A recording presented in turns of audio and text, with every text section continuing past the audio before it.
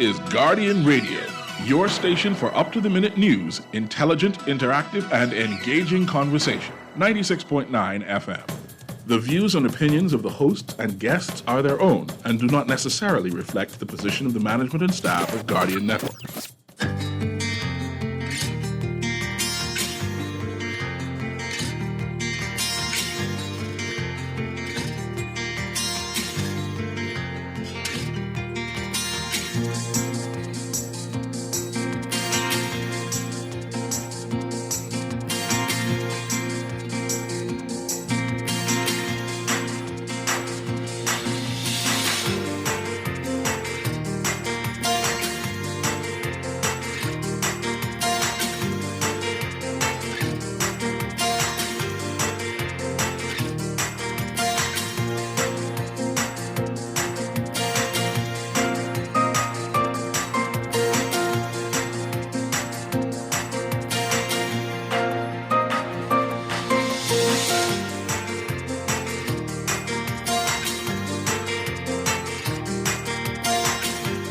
Good morning. Health workers stages sick out. Action coming after some denied honorariums.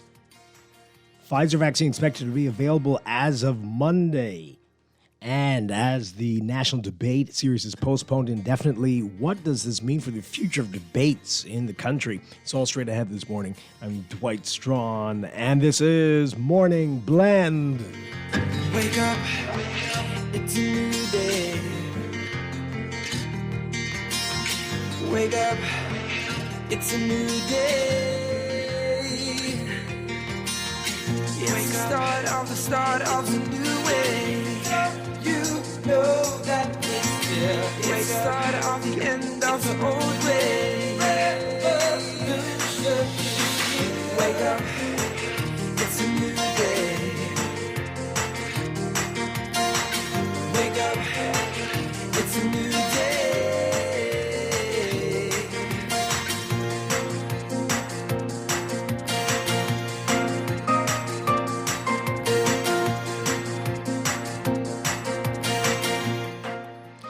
Good morning again, Bahamas. It is Friday, August 13th, 2021. This is Morning Blend on Guardian Radio 96.9. Again, I'm Dwight Strachan. In a moment, Stephen Hanna will be joining us. Also this morning, the countdown is on for you to apply for the Prospect Ridge development. We'll tell you what's happening this morning. But first, it's time for the overnight, the latest breaking news from while we're sleeping, and the top national and international headlines this morning.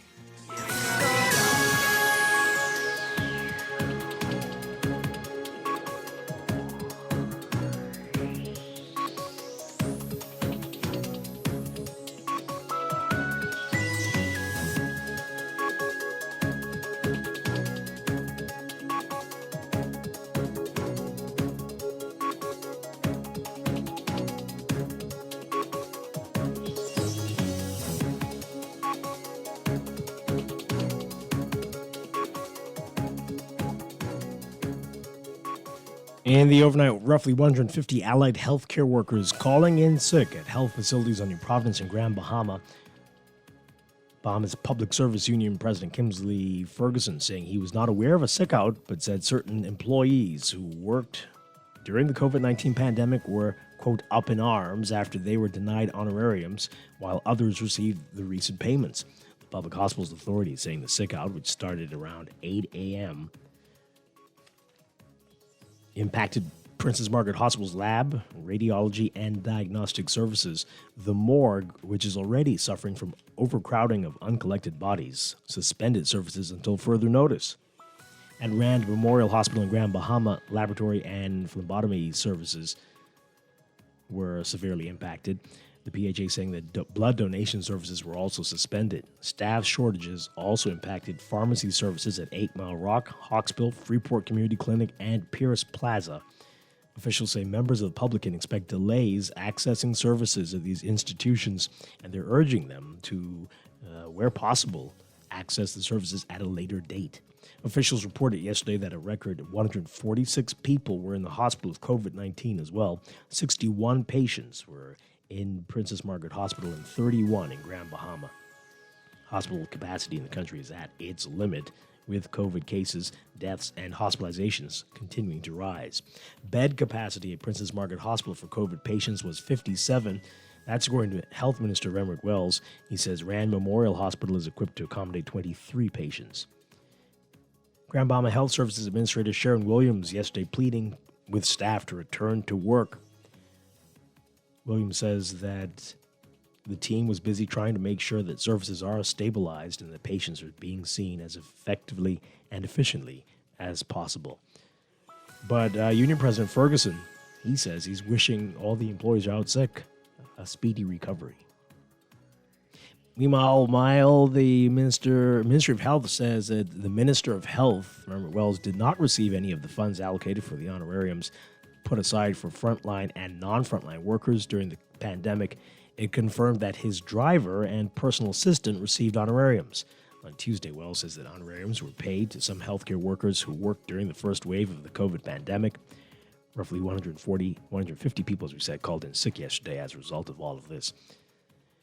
In a statement, the ministry says that the honorarium is a promise the government made during the 2021-2022 budget debate intended for a subset of frontline healthcare workers who were early heroes in the COVID fight. The statement saying that these workers willingly responded to the call, offering their name and talent to initiate the COVID-19 response when the majority of healthcare workers were hesitant and declined to serve.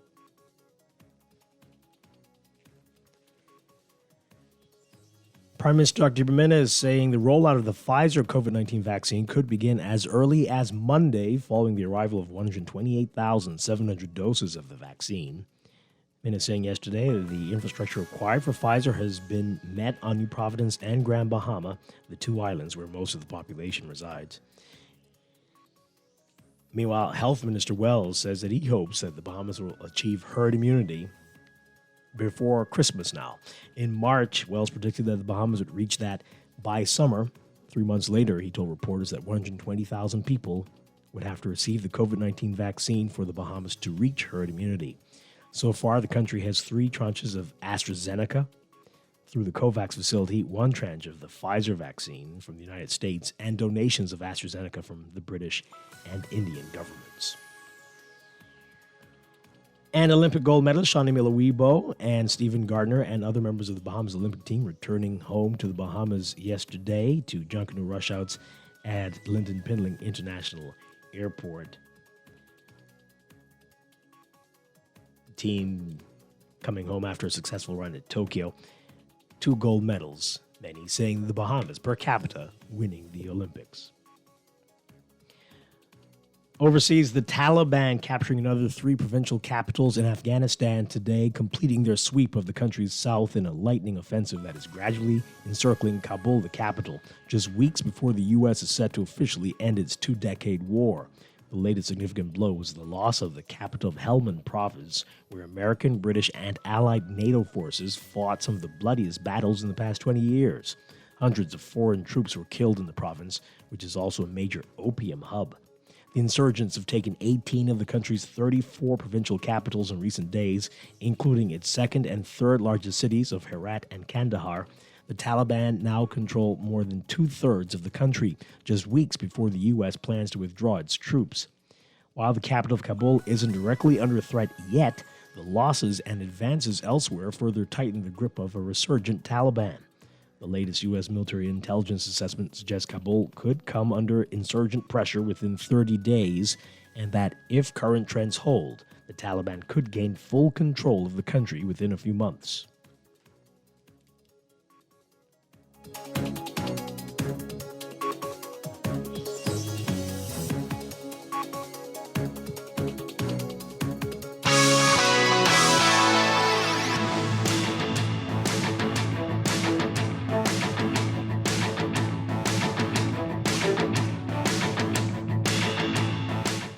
And in sports, you can read more about the Bahamas Olympic team and their return home in today's Guardian Sports section. Also, the Hero World Challenge that features the top professional golfers association players in the world will make its return to the Bahamas this year after the 2020 edition was canceled due to the coronavirus pandemic. It's set for November 29th through December 5th at the Albany Resort Golf Course in New Providence. The tournament, which is hosted by Tiger Woods, has increased its playing field from 18 to 20 players, beginning with this year's tournament. The tournament will be broadcast on the Golf Channel and NBC on December 2nd through 5th. That's sports, and that's the overnight. Time for your first look at weather.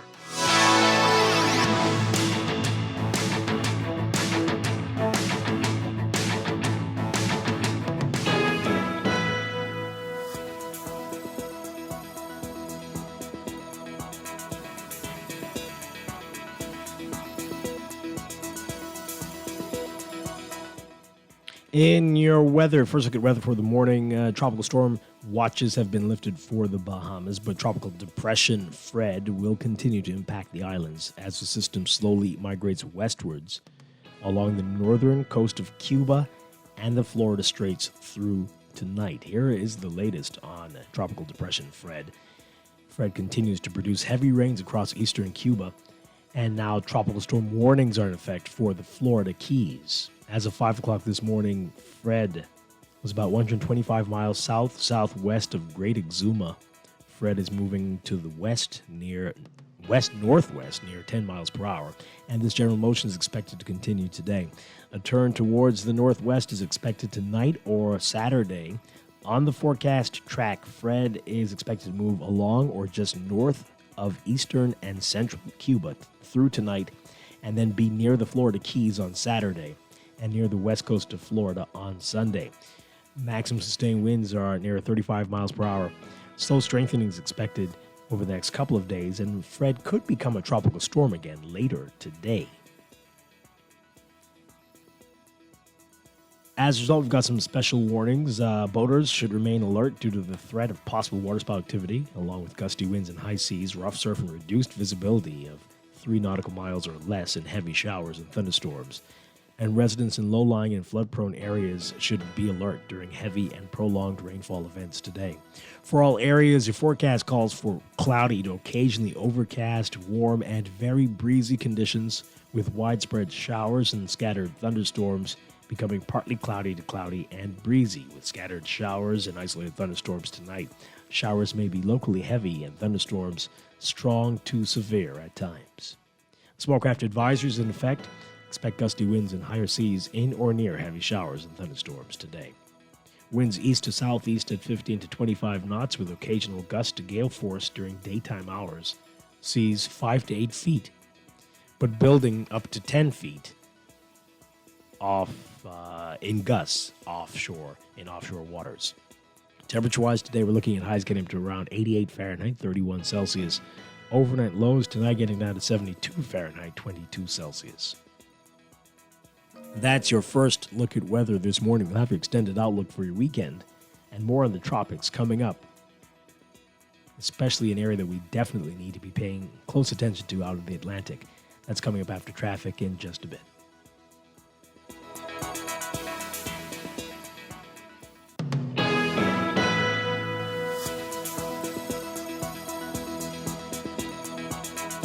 It's time for a break, but when we come back, we're discussing the day's top stories right here on Morning Blend on Guardian Radio 96.9, your home for fresh news and smart talk all day.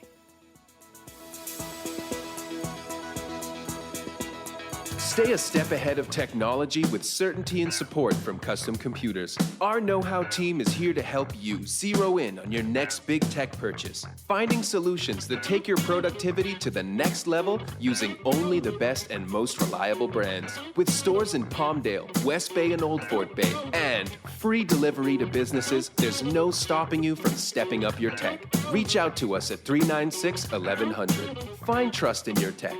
Count on Custom Computers. Tired of banks forcing you to use technology to bank the way they want you to? Your convenience is important. So no matter what your banking needs, Commonwealth Bank's friendly staff are always available in branch for that personal one-on-one service. But when you choose technology, our online and mobile banking app offers you state-of-the-art functionality. The choice is yours. Commonwealth Bank. Bank the way you want. This is Guardian Radio 96.9 FM. Fresh news, smart talk, all day. Wake up, it's a new day. Wake up, it's a new day. It's the start of a new way. You know that it's the start of the end of the old way. Wake up, it's a new day. Wake up, it's a new day.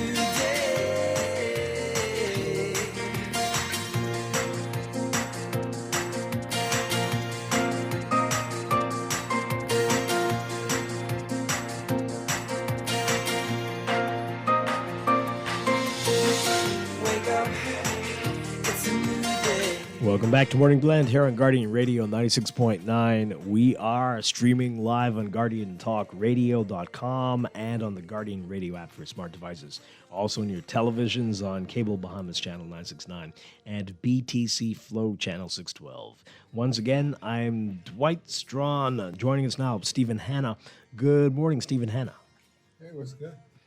Hey, hanging in there as we are at the midpoint. But okay. What? Yeah, well, midpoint in August already. So, boy, this is. I saw a man on a unicycle this morning.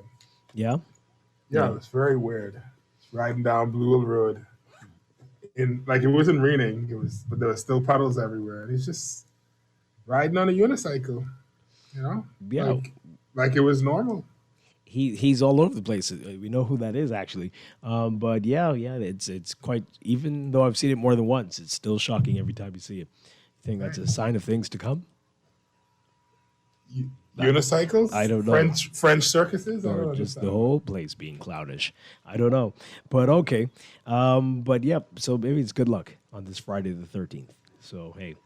You could join the conversation as well, folks. Tweet us at morningblend969 or facebook.com/morningblend969. You can email us morningblend@nasguard.com, or you can text us on the Guardian Radio text line powered by BTC 422-4796. Standard text rates apply.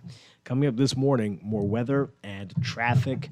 And throughout the morning, we have a lot to talk about in the news. Also want to talk about what happened with the National Debate Series. It's been postponed indefinitely. We're going to get into that statement, and hopefully we'll get to hear from one of the organizers. We'll see. But we'll talk about that. I want to get your views on it. And what do you think about that? What does it mean for the future of debates that so many have been calling for over the years? Do debates have a place in this country, and what form should they take? We're going to get into that. Then later, this notice, did you know it was already that time that it's done? Monday is your last day to apply for the Prospect Ridge development? Yeah, no, I know it was running out. Okay. That was quick. It's like, do I do whatever? That's how I feel about it. It's like, because you've heard my story about dealing with whatever department that is, housing, land, and whatever. I don't know. But whatever the department is, it's like they are not the most efficient. They are not the most helpful. They are not the most organized. They're not the most anything. They may be worse than how the passport office used to be. And so I have very little faith in the capabilities of the people in that department, in that office. And I hope one of them hears it as they buy their $17 breakfast this morning, and they could call in and try to defend it or something. Okay. And if we will try to find out if there's enough time between now and deadline Monday to do anything. But yeah, so we're going to talk about that and get your views on all of that as well. So a lot to get to this morning. Let's begin, though, with what else is in the news.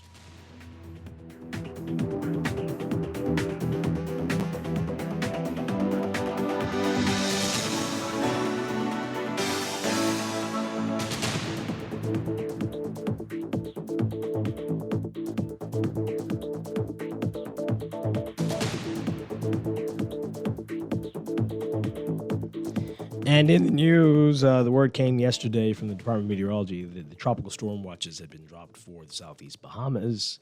And so Fred getting broken up a bit over Hispaniola is just a depression now, and not going to be much of an impact for the Bahamas besides some rain and maybe some wind. And, moving up towards Florida, where it could become a tropical storm later today. So that's good news, dodging a bullet there. However, we are approaching the peak of the hurricane season, and that's not good. And there is a system out there that we have to keep watching. In fact, this one has a 70% chance of cyclone formation over the next 5 days, and the early models have it going in areas that we should be concerned about. So we'll give you more on that a little bit later, but just keep that in mind over the weekend. Try to keep monitoring what's going on in the tropics, because early next week we might be in for something else. All right, so we'll try to keep you posted as much as we can here on Guardian Radio as well. So the other big story in the news, healthcare workers staging a sick out. The action coming after some were denied honorariums. We're told about 150 allied healthcare workers called in sick yesterday, and that action might continue today from what we're told. For more on what's happening, take a listen to this report from our Berthany McDermott. 150 employees staged the sick out on New Providence and Grand Bahama Thursday, forcing senior health officials to either suspend or delay important services at public healthcare facilities on the two islands. On New Providence, the morgue suspended services, while Princess Margaret Hospital's lab services, radiology, and diagnostics reported delays. Bahamas Public Services Union President Kimsley Ferguson says workers are upset after some of them didn't receive the COVID-19 honorarium promised by government. We are finding out now that there are different categories of employees in the healthcare system that have not received the honorarium. Significant areas. I drew reference to laundry. I drew reference to housekeeping. I drew reference to the lab. I drew reference to radiology, and a number of different categories in the healthcare service that should have been given consideration. The Public Hospitals Authority confirmed the sick out began at 8 a.m. Over at the Rand Memorial Hospital on Grand Bahama, lab services were delayed, phlebotomy services were severely impacted, and blood donations were suspended. Pharmacy services at public clinics on the island were also impacted. We have some sick calls in our laboratory area, so of course that's impacting our ability to serve our patients in those areas as quickly as possible, inclusive of the return on results for treatment of patients. We also have concerns with our phlebotomy services, which is delaying the drawing of blood for various tests.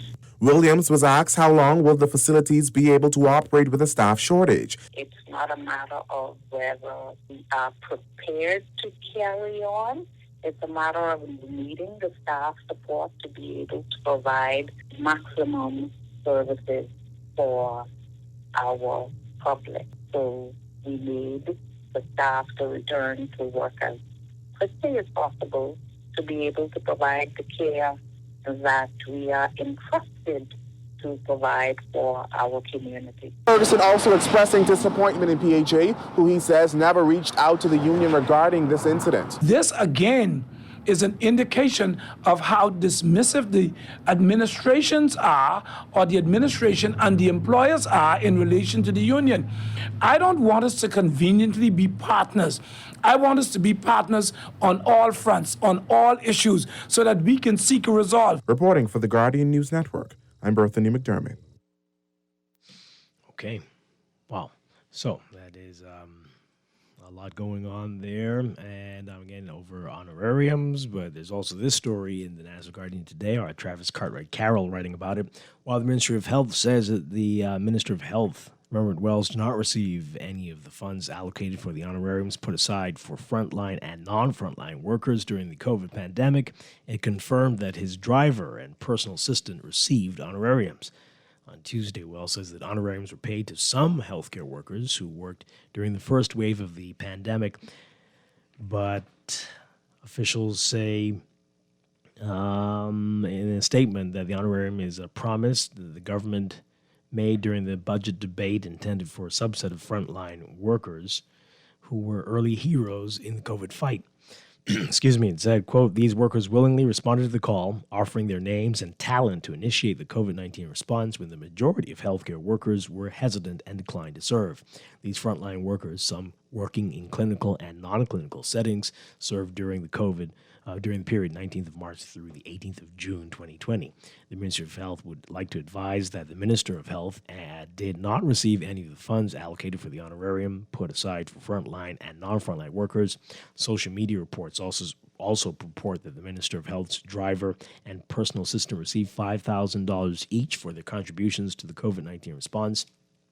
The Ministry of Health categorically denies this assertion, as these employees were disbursed the same minimum honorarium payment issued to non-frontline workers who consisted of doctors, nurses, laboratory technicians, administrative, clerical, transport, security, custodial, and other support staff who joined later in the response. The amount awarded to these persons was $1,158.40. As you can imagine, the ministry is responding to social media claims that the Minister of Health received a $10,000 honorarium. Tuesday, Wells said that the honorarium was not for every healthcare worker. And again, reiterating what the ministry said. Sorry, but I heard inside, did you say earlier that he said that he didn't receive it, his driver received it or something, right? I don't think he said that. But I'm saying that's what was said. That's what the rumor was on social media, that they were spreading rumors that the driver and personal assistant received $5,000 each.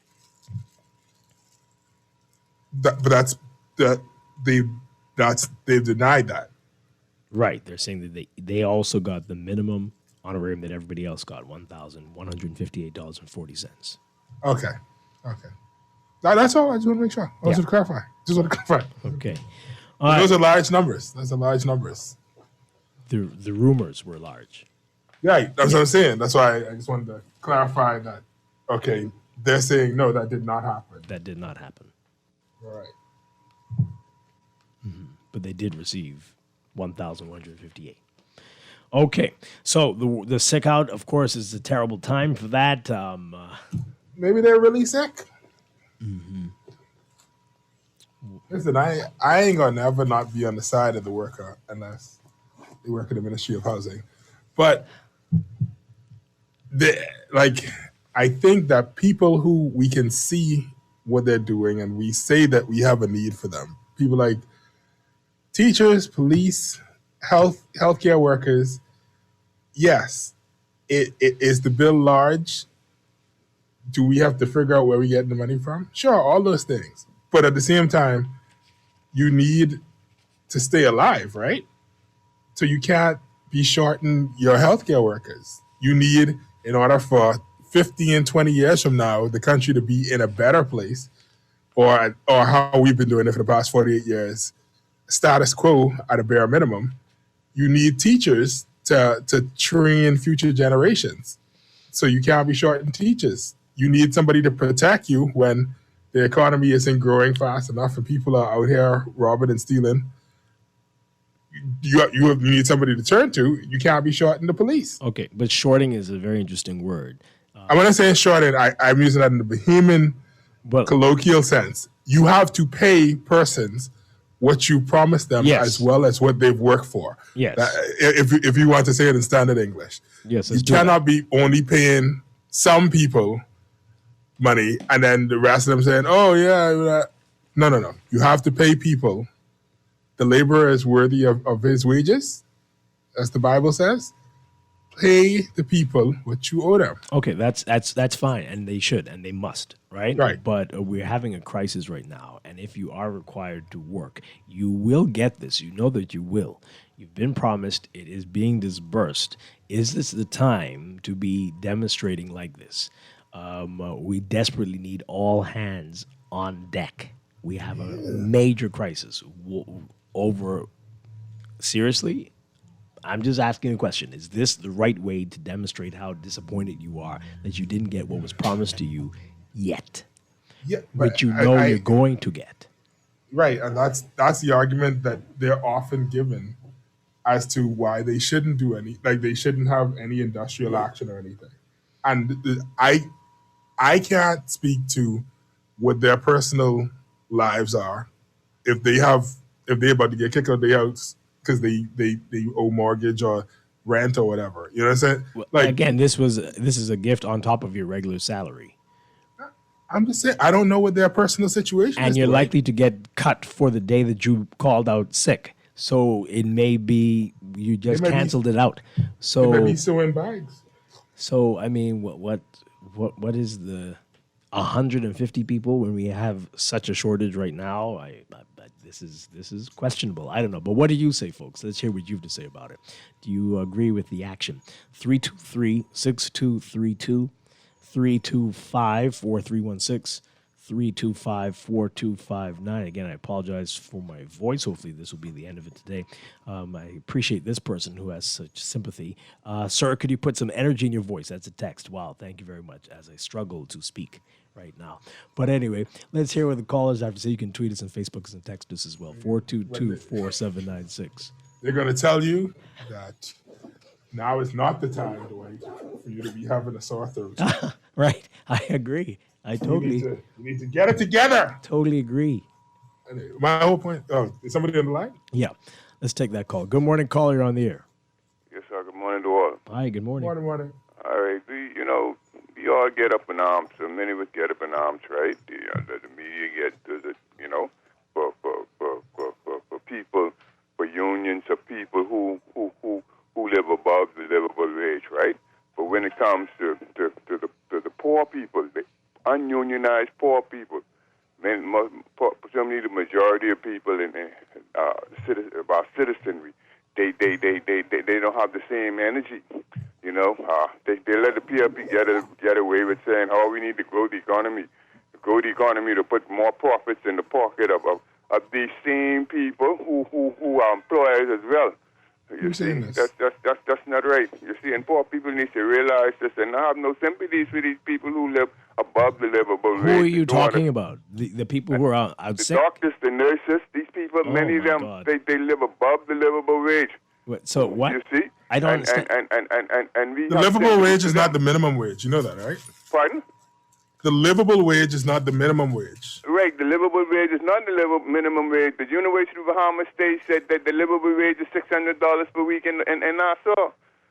You see? And these people, the PLP says, "Oh, we're going to bring these people up to $240 for the livable, $50 the livable wage to match that of the public service." Why don't let's advocate for those people who below the livable wage in the public sector as well as the private sector?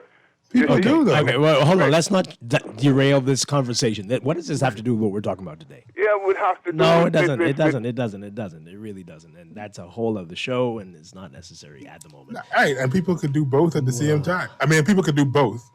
You don't need to do both right now, but people can do both. Whereas, I don't understand why this is a query, because it's like if you promise somebody something, that's the issue here. The issue is you promise somebody something, they did something, they put their life on the line, and then you turn around and say, "Oh, I forget to pay you," or No, that's not what they come say. back. They You just circle back around, or whatever the reason is they give. And that's what I feel like the nurses and the doctors are having an issue with. They're not having it. No one is saying that poor people don't matter. okay. Let's take this call. Good morning, caller. You're on the air. Caller, good morning. Good morning. Morning, Glenn. I'm right here. I was just waiting for my time. Hi. Good morning. Good morning. Yeah, you're on. Oh, great. Oh, listen, if I were to promise any one of my girls that I'm going to just take them to the beach, just to the beach, And they go tell all their friends. In fact, some of their friends won't come along. So everybody's expecting that they're going to go to the beach. Well, you know the hell I catch you if I don't do that. Just as simple as the beach. You know, so I know what promise is. Did you say a specific day? Sorry? Did you say a specific day? What if he said this week? Yeah, you tell them then everything is fine. But if I have to change that, I have to make sure that I have a very good reason for, and then replace it. Because, if you move a brick from someplace, you got to put something to support the structure. And I think what we're facing here today is we've been moving these bricks and not putting support structures in our system. You can't be promising me something and then don't deliver it. Everybody should get at least $100 minimum. If you give them something and then promise them $100 tomorrow, people look forward to promises, my friend. That's why we're in this mess with these two parties. Thanks for taking my call. Okay. All right. That's interesting. Split it up until I mean, spread it out. Right? Isn't that what we was doing with the vaccine at one point? Where it's like, give everybody the first dose, get as many of them, and then say, okay, we know a second dose coming, so you're gonna get the second dose when they come. I'm just saying, like, instead of giving some people $1,000 and causing all this strife to be happening right now, this extra news story, if you had given everybody $500, would that have made? And then say the next one coming shortly. We're trying to make sure that everybody is dealt with. But like, I feel like would have given us more, particularly more time, because then you could look at them and say, listen, they gave you half. You give them a little leeway, a little room. All right, let's go to the text line and then we'll get back to the calls. This person says here, an investigation. Oh no, what did I do? Okay, an investigation should be conducted to determine who signed for the minister's chauffeur and personal assistant to receive funds that were meant for frontline work. Well, okay, that's not okay. Boy, you all keep adding things to the conversation. Someone's agreeing with you about the Ministry of Housing. This one here. We call for minutes to fire those workers who called in, and we want an investigation into the driver and assistant. Who is we? That's that texter. They need to send their name. Because if you're saying we call for, put your name down. All right. Did you read the report by the Auditor General? Where is the $1 billion borrowed going? Where did the money go that was donated to Dorian victims? Didn't our Prime Minister say the country is financially on track? Where is the money from the COVID passport? What is happening in our country? Do you want me to read the text? Because your voice is adding like an extra layer of, is it sarcasm? I don't know what it is. It's like, it sounds like a different tone altogether. No. Because when you coughed out that word just now, it was like, are you scoffing at the text there, or are you scoffing at... Which word was coughed out? It was like, I can't remember. It was one of them, but it sounded like you were questioning not the texter, but what the person who the texter was questioning. Like, you were like, this person. Oh, okay. This one says here, I think they're really sick and tired of this administration. Oh boy. Yeah, okay. Let's talk about the new proposed bill and how it speaks to our freedoms. Okay, well, you should have been listening a couple days ago, but we will continue with that more as we go deeper into the legislation. I have thoughts, but go ahead. Yep. So tune in. We'll have more on that next week. We'll get some different people's views on what they see so far. And there are some concerns. Just like the government, this honorarium. This one says here, trust me, Stephen, if you ever become an employer, your mindset would change and always be on the side of the worker. What? If you ever become an employer, your mindset would change and always be on the side of the worker. Before you choose sides, try being an employer first, then younger, be little balanced. What? Younger, be little balanced. Maybe you'd be a little balanced, I think. I think it might be like autocorrect. Like then maybe you would be a little balanced. Yeah, maybe. I mean, you assume that I'm not an employer. Okay. And I mean, also, I like to think of the persons who work with me as working with me and not as like for like commodities that I own or like that's a piece of infrastructure in my property. You know, I like to think of them as human beings who They do a service. I need that service. I pay them for that service. And that's how we go about our day. Yeah. Okay, let's take this call. Good morning, caller. You're on the air. Hi, Dwight. Hi, good morning.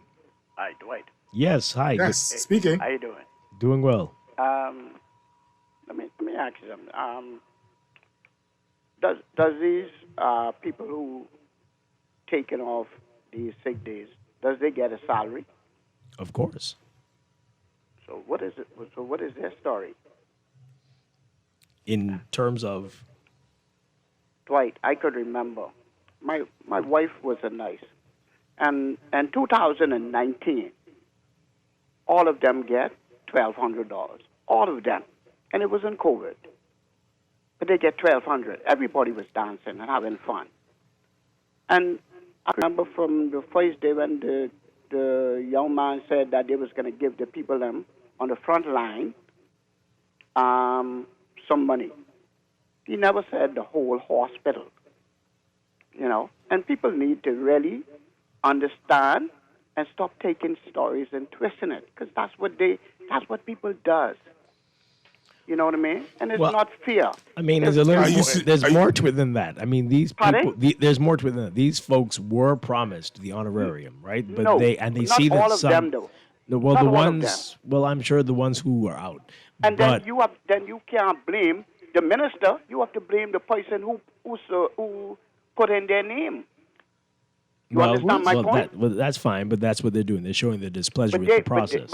And I go to the hospital with my family member, and the nurses them there, they do a fine job. And if there was a case made for all of them getting something, he said that basically every week when I go there, I would love for them to get something. Yeah, but that's not what's happening. That's not what's happening here, though. I think you're misinterpreting the fact that somebody is getting what sounds like additional money to be like they're ungrateful because they're already getting a salary. All right? If you was doing a job that somebody was giving you hazard pay for, and you open up your check and the hazard pay wasn't there, you would be upset as well.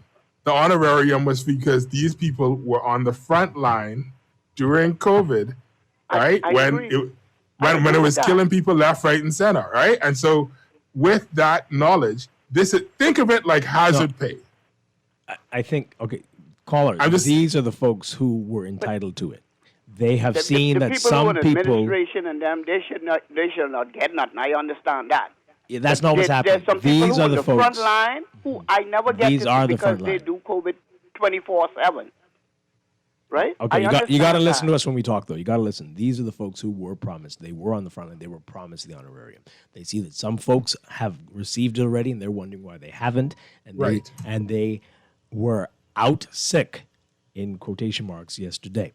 Right. What I'm asking is, yes, you were entitled, you were promised, you didn't get it yet.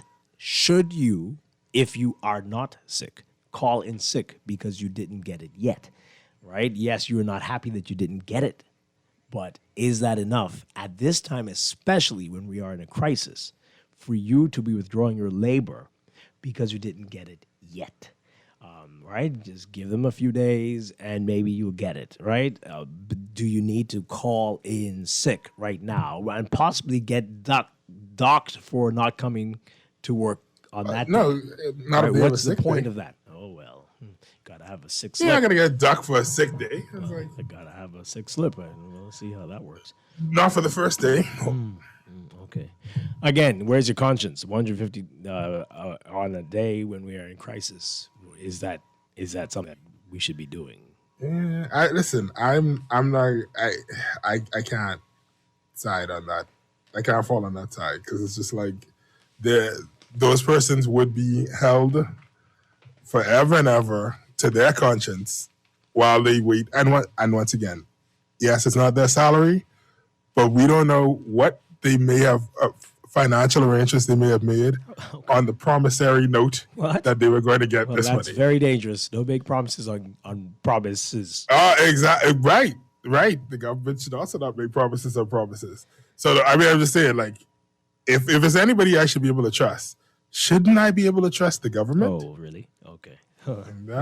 Right, exactly, Dwight. And so you telling me to wait a little while longer. I was like I don't. This isn't so much a strike as much as it is like this is them coughing to remind somebody. You know. So. All right, let's go back to the phone lines. Good morning, caller. You are on the air. Dwight. Hi. And good morning, Stephen. Morning. Hey, Dwight and Stephen. Let me clear up something about it. The 2019, the $1,200 that the government paid out to the civil servants, right? That was an old payment, right? That was delayed, and then they find it fit at that time to pay it, right? And the same thing we see is happening again right now, right? Where we have an old delayed payment that was promised in the budget debate by Mr. What do you name Mr. Roll during his budget debate, right? The whole civil servant service was attentive and watching that debate, right? Mm-hmm. Because they know they had money that was owed to them by the Bahamas government. And he made a statement about how well they were doing financially and what they was prepared to do for the civil servant come end of July.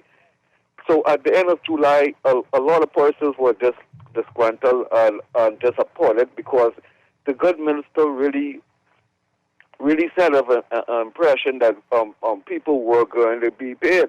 And if you notice what happened on July, the end of July, they had two places were striking because of it, right?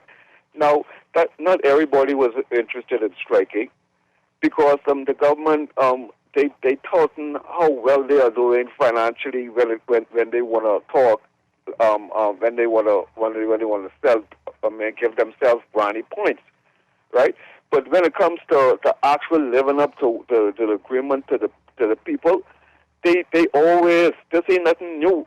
They always try to skirt over it, right? So now COVID is being used for skirting over this agreement, right?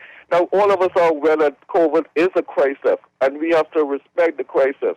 But the government needs to respect the financial crisis that people are in because of COVID, right? So they need to put a balanced act. They need somewhere to balance this off, right? We're not trying to kill our country. All us love the Bahamas. But at the end of the day, we cannot continue with governments, and this the PLP, the FLM, would find it easy to come up on the national television and make promises that they know they are not prepared to live up to. You guys have a nice day. Wonderful show. Okay. All right. Thank you very much. One more call, and then we need to take a break. Good morning, caller on the air. Caller, good morning. Are you there? No. Okay, let's read some messages. Oh, I hear something. Nope. Okay. Let's read some messages here. This text here, at least those workers can strike. Can strike or voice some concerns or opinion. Imagine workers on the defense force. You can't strike. You have 100 days and time owed to you, and you can't take none. You work overtime and no one speaks for you. You need to suck it up or quit. Those are the options. You're doing all the other agencies' work for other agencies, getting monetary compensation daily, and you're running out of food and water. Imagine that. That sounds horrible. Yeah. And we honestly need to do better. When I said the police, I meant the entire armed forces. But we need to do better in terms of the people who we look to hold society up, to keep society from crumbling into just mass chaos. Wow. We can't just let them just be like, oh, they can be fine. They doing it because it's the honorable thing to do. Teachers need to buy pencils for their students, even though we ain't paying them that much. And police need to just suck it up, and they don't need to worry about no overtime or days owed to them. Yeah, we can't be doing that type of stuff. Here's another. Nobody's going to want to be these things afterwards. Everybody have so much to earn lawyers right now because ain't nobody out here trying to become these things that the country needs because they ain't gonna get paid. Wow. Here's another text. Dwight, your co-host does not have the facts. He's speaking as a biased person instead of being logical. He is in agreement with the sick out, and whoever suffers, suffers? No. I'm not whoever suffers. I'm saying that I understand where they're coming from. And I'm not in a position, I don't personally feel like I'm in a position to tell them that they need to suck it up and come back immediately and don't take a sick day. I'm not saying that they go on general strike or whatever, but at the same time, I'm not a part of their union. I'm not the one who the government promised $1,000 to. I'm not the one who was on the front line during COVID. When COVID first hit, you know where I was? In my house. So it's like, but they wasn't. And so don't try to use these weird fallacies and be like, it's all or nothing. But also, I'm sure these people don't hate human life. But at the same time, it's like, they're like, listen, you guys weren't paying attention to us when we were saying it, when we were asking nicely and we were writing letters and we call the news and we say on our lunch break, we're like, hey, this is what's happening. Nothing was happening. So you know what? I'm taking a mental health day. I'm going to stay home. Well, hey, this is their job, though. This is what you signed up to do. No one made you be a healthcare worker. So you know this is what happens. Things get rough. Things get terrible. And that's why you have year after year teachers leaving the industry of teaching or the ministry of teaching or whatever you want to call it. That's why year after year you have persons that as soon as they're done serving their time in the police force no, but Stephen, that happens everywhere. That happens. People leave the legal profession. People leave talk shows. People leave everything because not in the drills. They leave everything else, and most people talk shows, right? So it's like because people keep saying stuff like this. Well, this is what you choose, and it's like, you know what? You're right. I'll choose to do something else. Yeah, and I'm saying we are going to get to a point. The reason why we at the point we at right now is because we keep on saying, oh, well, you choose to do this. And the people say, okay, cool. And they leave. And we're going to get to a point where we have a handful of people and they will not be able to handle the load that we have under a normal circumstance. And they will be frustrated and overwhelmed. And we can say, well, you choose it. But you see, Stephen, they're not saying they're never going to get it. They didn't get it yet. Some people got theirs. You didn't get yours yet. You're going to get yours. Do you have to act like this? That's the question, especially when we are in deep, deep trouble. Is this what we need to be doing? And is this the type of message we want to be sending? Yes, the government, oh my God, it's horrible. It is horrible. How could you not pay the people? But also, you know you're going to get it. Why are you doing this right now? 150 people, triple-digit numbers, almost every day? Those 150 people thought it was. Okay. A couple more messages. This one says here, the problem I have with all these labor disputes is is the contractual agreements made between the government and the unions. Is that their signature and agreement are adhered to, hence the sick out, etc. Okay, I think I read that wrong. But okay, I think I get what you're saying. This one says, how is the assistant and the driver of the Ministry of Health, who was not even in the Ministry of Health at the beginning of the pandemic, receiving honorariums before the frontline workers? That's a different query. Okay. This one says the healthcare workers should never have to go through this after the hard work they have been through during the pandemic. You can't knock them when they look around and see all the special interest groups, the millions of dollars allocated for the pandemic, a couple $1,000s for taking care of the country. Come on. Okay. All right. I hear you. We'll pick it up after the break. This is Morning Blend on Guardian Radio 96.9. And my them people full of jive. Now I'm one of them people who like to complain, but when I went down to the office, they try and make me shame. They had workers on the road, 8 men round a hole. Only one man working, the rest harmful. Where you going, baby? Down the road. Who you waiting for? The government them. What you just do? Sit around. What you waiting for? Who gave you that job? What time you wake stop? What time you get off? Anytime. What time is it now? Let's go! This is Guardian Radio 96.9 FM, Nassau, Bahamas. This is AP News. I'm Rita Foley. Today, the CDC is expected to formally recommend booster shots for some immune-compromised Americans. Overnight, the FDA approved Pfizer or Moderna boosters for those with weakened immune systems. Correspondent Jackie Quinn with the latest. U.S. regulators have approved an extra dose of the COVID-19 vaccination for transplant recipients and others with weakened immune systems. The Food and Drug Administration has approved booster shots for millions of Americans who are especially vulnerable to the coronavirus because of organ transplants, certain cancers, and other health conditions. The boosters are only for this high-risk group, about 3% of U.S. adults. The Taliban is capturing more ground in Afghanistan this morning, gradually surrounding Kabul, the country's capital.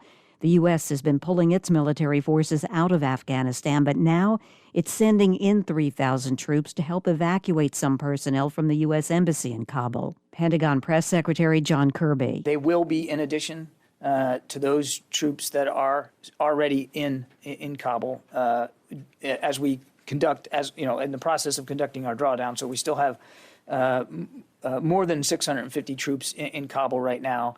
These 3,000 will join them. Tropical depression Fred could ramp up to a tropical storm again today. A tropical storm warning's been issued for the Florida Keys and Florida Bay as Fred moves along the northern coast of Cuba on a forecast track toward Florida. The record-shattering heat is broiling much of the nation again today. Warnings and advisories are in effect from coast to coast. In Northern California, the Big Dixie Fire is less than a third surrounded. Dangerous fire weather expected today. This is AP News. The white population of the United States is declining, according to the 2020 census. A U.S. head count has been carried out every decade since 1790, and this was the first one in which the non-Hispanic white population nationwide got smaller, shrinking from 196 million in 2010 to 191 million in 2020. The data also shows the share of the white population fell from 63.7% to 57.8%. And in California, Hispanics have become the largest racial growing to 39.4% of the state's population.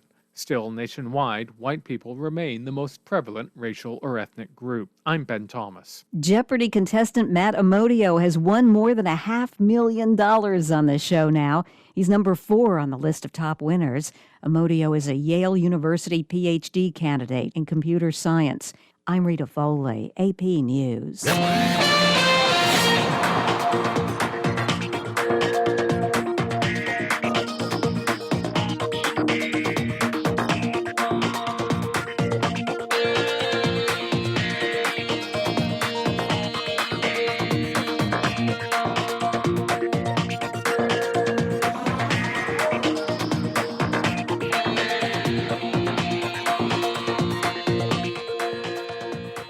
Time for your Morning Blend Traffic Alert brought to you by RBC Royal Bank. At this hour in your real-time traffic, we're seeing Gladstone Road with the heavy traffic in the northbound lane as you get closer to JFK Drive. Miles Butler Highway actually not looking that bad so far this morning. The traffic, you won't really notice it until you get well past Harold Pond in the northbound lanes. And just as you make that approach to Tawny Darling Highway. So looking pretty good for this hour of the morning. Elsewhere, just at some of the major intersections, you'll be seeing a few cars in front of you. So we'll have another real-time report for you after the 8 o'clock news. We'll see how different things look at that point. But that's your Morning Blend Traffic Alert brought to you by RBC Royal Bank, banking reimagined.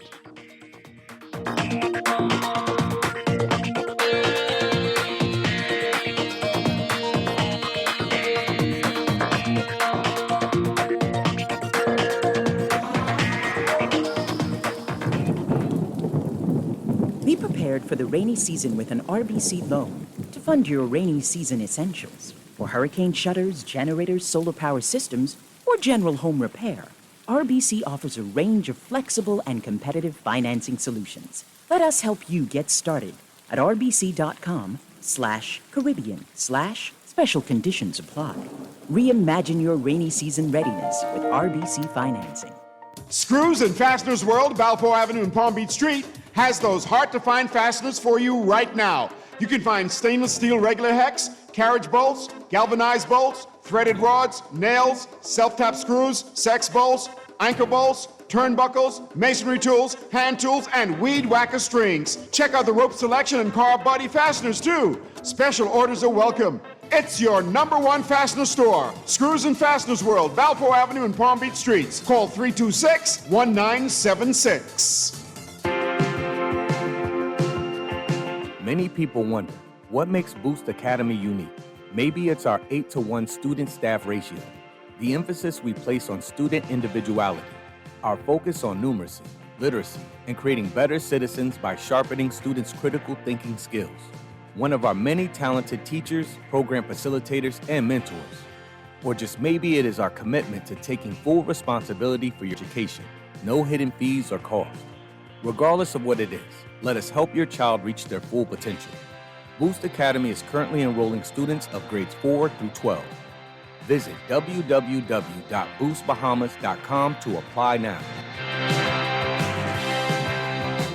Enjoy an elevated mobile experience with BTC, giving you unlimited talk for the best conversations, unlimited data for all your online fun, and unlimited roaming to stay connected while overseas. For just $50 per line. Unlock unlimited mobile talk, data, and roaming when you sign up for BTC Superfast Fiber Internet with speed starting at 100 megabits per second. Enjoy more great savings and value. Upgrade or sign up today. Visit any BTC store or btcbahamas.com. Conditions apply.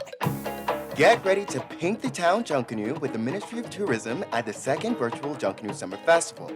Tune in to Tourism Today Bahamas on Facebook every Saturday, August 14th through the 28th to experience the best of Bahamian music, cuisines, drinks, Bahamian crafts, and live just hosted by Dyson and Wendy Knight. It's Junkanoo Summer Festival time, brought to you by the Ministry of Tourism. This is Junkanoo Summer Festival. This is Guardian Radio 96.9 FM. Fresh news, smart talk, all day.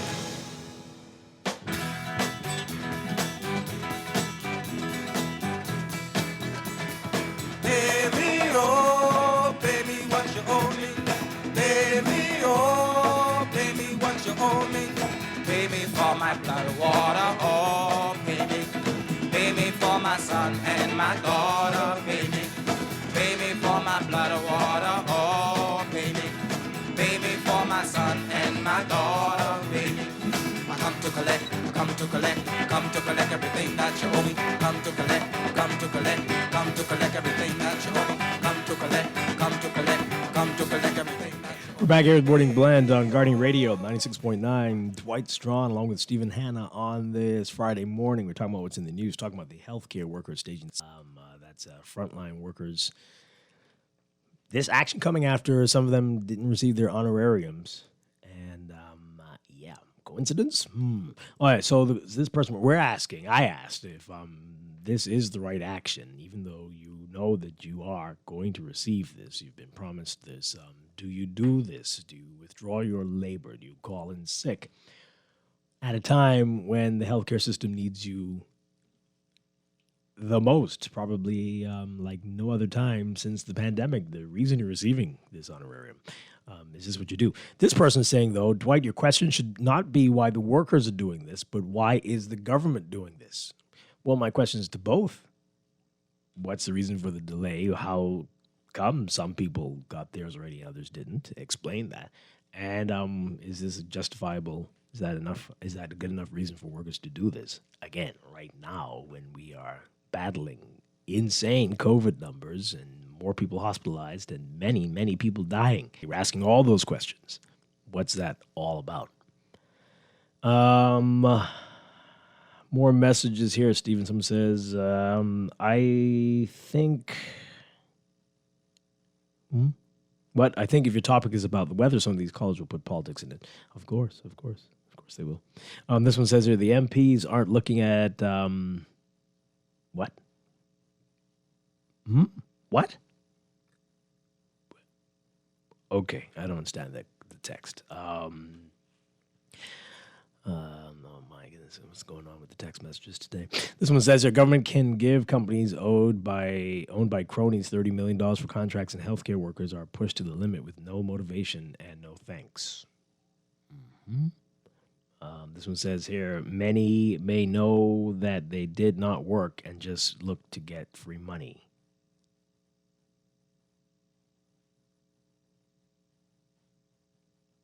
Okay. This one says here, all Bahamians are doing is working to pay tax for union workers and a few elite families. And did I hear a cough? Oh my, take that vaccine. Didn't hear a cough. I have a severe throat issue today from some shouting that I was doing a few days ago, trying to separate some crazy dogs from trying to kill each other. And that was... It's not nice to talk about the House of Assembly like that. So that's what's happening here. And anyway, never again. Never again. This one here.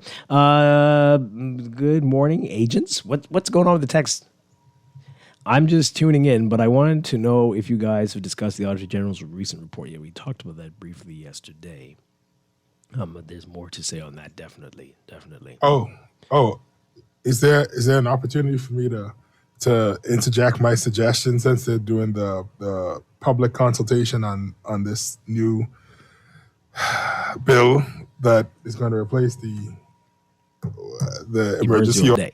But there will be time. We have lots of time, it seems. No, we don't. They're going to make their decision this weekend. No, they're not. No, they're not. But we're going to do some shows on that. We already started the conversation, but we're going to do some shows. We've got some legal experts coming in. Others will give their views on it as well. And so I'm sure we'll do one of those on a Friday when you can have your say too. But I think it's going to be a little while. No, I don't think so. But I mean, okay. I just think that the issue, this is one of those situations where somebody doesn't understand what the complaint was, and they're trying to fix something without understanding that. So it's like, it isn't that we like the Minister of Health more than the Prime Minister. We don't think a single individual should wield all of this power and have all of this control. Yeah. Well, it goes back to what I was saying months ago, that there will be no way that you can do this outside of emergency. There'll be no way. There's no one that type of power on a regular day. Is not. But that's the thing. No one should have that type of power on a regular day. Like, even if it requires, like, we need to make a decision in the next hour. If it's three people that need to convene, then those three people need to convene. But it should never be a situation where it's like, Stephen has all of the power. You really want to give... There are half of the listeners think that I am a genius, and the other half of the listeners think that I am of the devil, and that no way, shape, or form I should make any choices. Got your numbers a little wrong there. But okay, yeah. But yes. But yeah. So anyway, let me read these before we go to the news. This one says, extremely upset that with all the government transparency and accountability talk and Parliament papers, beneficial owners of companies receiving Doreen contracts have not surfaced. How come this is not a hot topic? Disclosure should be an easy fix. Just call the names. Yep, and this final one here as we go to the break. Dwight, those who are protesting were already told that they will not be getting the honorarium. Oh boy, apparently their names were removed from the list. And yes, sir, they are frontline workers. The list was botched badly. Wow, okay, that's some interesting stuff there. Have to look into that. We're going to be back after the news. Stay with us. Oh, pay me what you owe me. Pay me, oh, pay me what you owe me. Pay me for my blood, water, oh, pay me. Pay me for my son and my daughter, pay me. Pay me for my blood, water, oh, pay me. Pay me for my son and my daughter, pay me. I come to collect everything that you owe me. Come to collect everything that you owe me. Come to collect. This is Guardian Radio, 96.9 FM, Nassau, Bahamas. It's Friday, August 13th, 2021, and you're listening to the Guardian News Network Morning Report. Hello, everyone. I'm Charlene Ferguson. Thanks for tuning in. Topping the news. The Prime Minister has a message for those still considering taking the COVID vaccine. Time is up for thinking. Yesterday, his government took delivery of the first tranche of Pfizer vaccines donated by the United States, which he hopes will help to dramatically increase the number of vaccinated persons in this country. Kyle Joaquin was there. Me, I only want to live. Next question. The Prime Minister is shrugging off a question of which vaccine he'd prefer now that there are options. With 128,700 doses of Pfizer now in country, Bahamians will soon be able to choose whether they want that brand or AstraZeneca, and at the end of the month, Johnson & Johnson will join that list. The Pfizer vaccines, the first tranche of nearly 400,000 doses to come from the Bahamas now has the vaccines to meet demands that exist. What we need now is Bahamians to come forward quickly to take the vaccines. We need Bahamians to get vaccinated as soon as possible to save lives in the country. With hospitals over capacity and the country averaging over 100 new cases daily, Minis once again making an urgent plea for Bahamians to get vaccinated. You do not have any time to wait any longer. You do not have time to keep thinking about it. The hospitals are full to its limit. Sadly, some of our people are dying, and taking the shots will save your life. Not taking them can cost you your life. By coming forward quickly, we can save lives, end the emergency phase of the pandemic, restore. Charged Affairs Usha Pitts says with so much misinformation, she urges Bahamians to get the facts and get vaccinated. The problem here in the Bahamas is the vaccine hesitancy. So please, please, for the love of God, get vaccinated. Excuses are over. There's plenty of supply. There's plenty of choice. If you won't do it for yourself, do it for your Grammy. And if you won't do it for your Grammy, do it for your country. But get vaccinated so we can get through this and return to normal life. On Wednesday, Minis said by the end of August, there will be enough vaccines in country for everyone who chooses to get vaccinated. And with over 200,000 more to come from the U.S., Pitts says the goal is to ensure there is no longer a shortage in country. I mean, I think the critical thing is that making sure that the second tranche gets here in time to keep the vaccination campaign running. So we don't want any more lags in the vaccination campaign. We want to make it what it is right now, which is that any Bahamian who wants to get vaccinated can walk in and get vaccinated. That's the goal. Reporting for the Guardian News Network, I'm Kyle Joaquin. Health Minister Brenward Wells is promising more hospital beds for COVID patients. He says an additional 2 wards at PMH are in the works. We have probably about 100, nearly 140 COVID beds. We have been adjusting our circumstances at PMH. As you know, we have another 2 wards that's going to come on stream that's going to give us probably by next week an opportunity for another 34 beds. We are moving very quickly with the contractors to ensure, because they're like 98, 99% completed.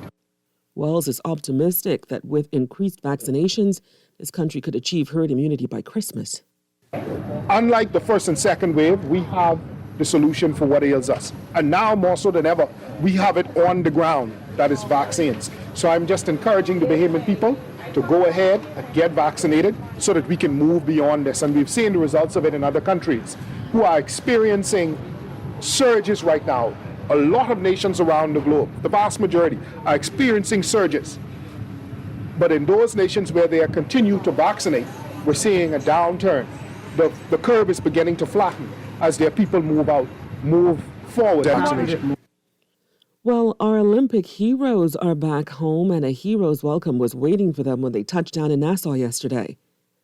Olympic gold medalist Stephen Gardner and double Olympian Shawnee Miller-Weibo are now the latest to be added to our wall of champions. Jared Higgs has more on the celebration. Surrounded by a few of his fellow Olympians, 400-meter gold medalist Stephen Gardner was greeted by the sounds of Barabbas and the Tribe Junkanoo group as he arrived home from the Tokyo Olympics. Reveling in the festivities and displaying his gold medal proudly, Gardner picked up a pair of cowbells himself.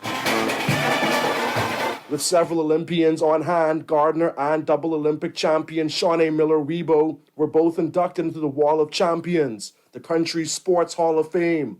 Their portraits will hang among the greats at Lynden Pilling International Airport. Speaking to the media, Gardner reflected on his massive win. The final 50 meters, and looking at the big screen to the finish line, I saw I was out there, so I just kept it moving and kept it going, and once I crossed the line, I was just like in tears, but I held my emotions back. Miller-Weibo, now a double Olympic gold medalist, arrived later in the afternoon. She was joined by her husband, fellow Olympian Michael Weibo. She reflected on her induction into the Sports Hall of Fame after her record-setting performances. It feels great to finally be. Yeah, it's a great feeling to have Stephen up there with me. On a lighter note, Gardner opened up about his 400-meter semifinal when he ran in a T-shirt. He jokingly blamed his teammate, fellow gold medalist and friend, Miller Rebo, for him leaving his jersey in his hotel room. Long story. It was all Shauna's fault, for one. She came to my room and because we ran on the same bus together, and we were just talking, and I forgot to put my actual jersey in my bag. It was right on the bed, and I forgot to put it in. So when I got to the call room, I looked in my bag to put my numbers on, and I didn't see it. So I was like, crap. Either I run or I forfeit. But I didn't care. I came too far to forfeit, so I went on the line. Well, Miller Rebo responded and shared her reaction to seeing Gardner in that T-shirt. We all came up to the stadium. We were watching in the back as I was doing a shakeout at the time, and warming up for one of my races, I can't remember. But remember, all of us were looking up at the big TV, and we were like, is Stevie wearing a T-shirt? But no, I mean, he's still went out there, he's still around well. It's not on me, that's on him. So I'm going to clarify that. Gardner paid a courtesy call on Governor General C.A. Smith, and the pair have engagements planned for this week. While Gardner still has a 200-meter event in Switzerland this season, Miller Rebo says she's shutting down for the year. Reporting for the Guardian News Network, I'm Jared Higgs. There are concerns a sick-out by public healthcare workers, which began yesterday, could continue today. Over 100 workers reportedly called in sick at PMH and Grand Bahama Health Services yesterday, severely impacting services at the morgue, lab, pharmacy, and blood bank. The BPSU claims that action was driven by anger over a promised honorarium. Berthany McDermott reports. 150 employees staged the sick-out on New Providence and Grand Bahama Thursday, forcing senior health officials to either suspend or delay important services at public healthcare facilities on the two islands. On New Providence, the morgue suspended services, while Princess Margaret Hospital's lab services, radiology, and diagnostics reported delays. Bahamas Public Services Union President Kimsley Ferguson says workers are upset after some of them didn't receive the COVID-19 honorarium promised by government. We are finding out now that there are different categories of employees in the healthcare system that have not received the honorarium, significant areas. I drew reference to laundry, I drew reference to housekeeping, I drew reference to the lab, I drew reference to radiology, and a number of different categories in the healthcare service that should have been given consideration. The Public Hospitals Authority confirmed the sick-out began at 8 a.m. Over at the Rand Memorial Hospital on Grand Bahama, lab services were delayed, phlebotomy services were severely impacted, and blood donations were suspended. The clinics on the island were also impacted. We have some sick calls in our laboratory area, so of course that's impacting our ability to serve our patients in those areas as quickly as possible, inclusive of the return on results for treatment of patients. We also have concerns with our phlebotomy services, which is delaying the drawing of blood for various tests. Williams was asked how long will the facilities be able to operate with a staff shortage. It's not a matter of whether we are prepared to carry on.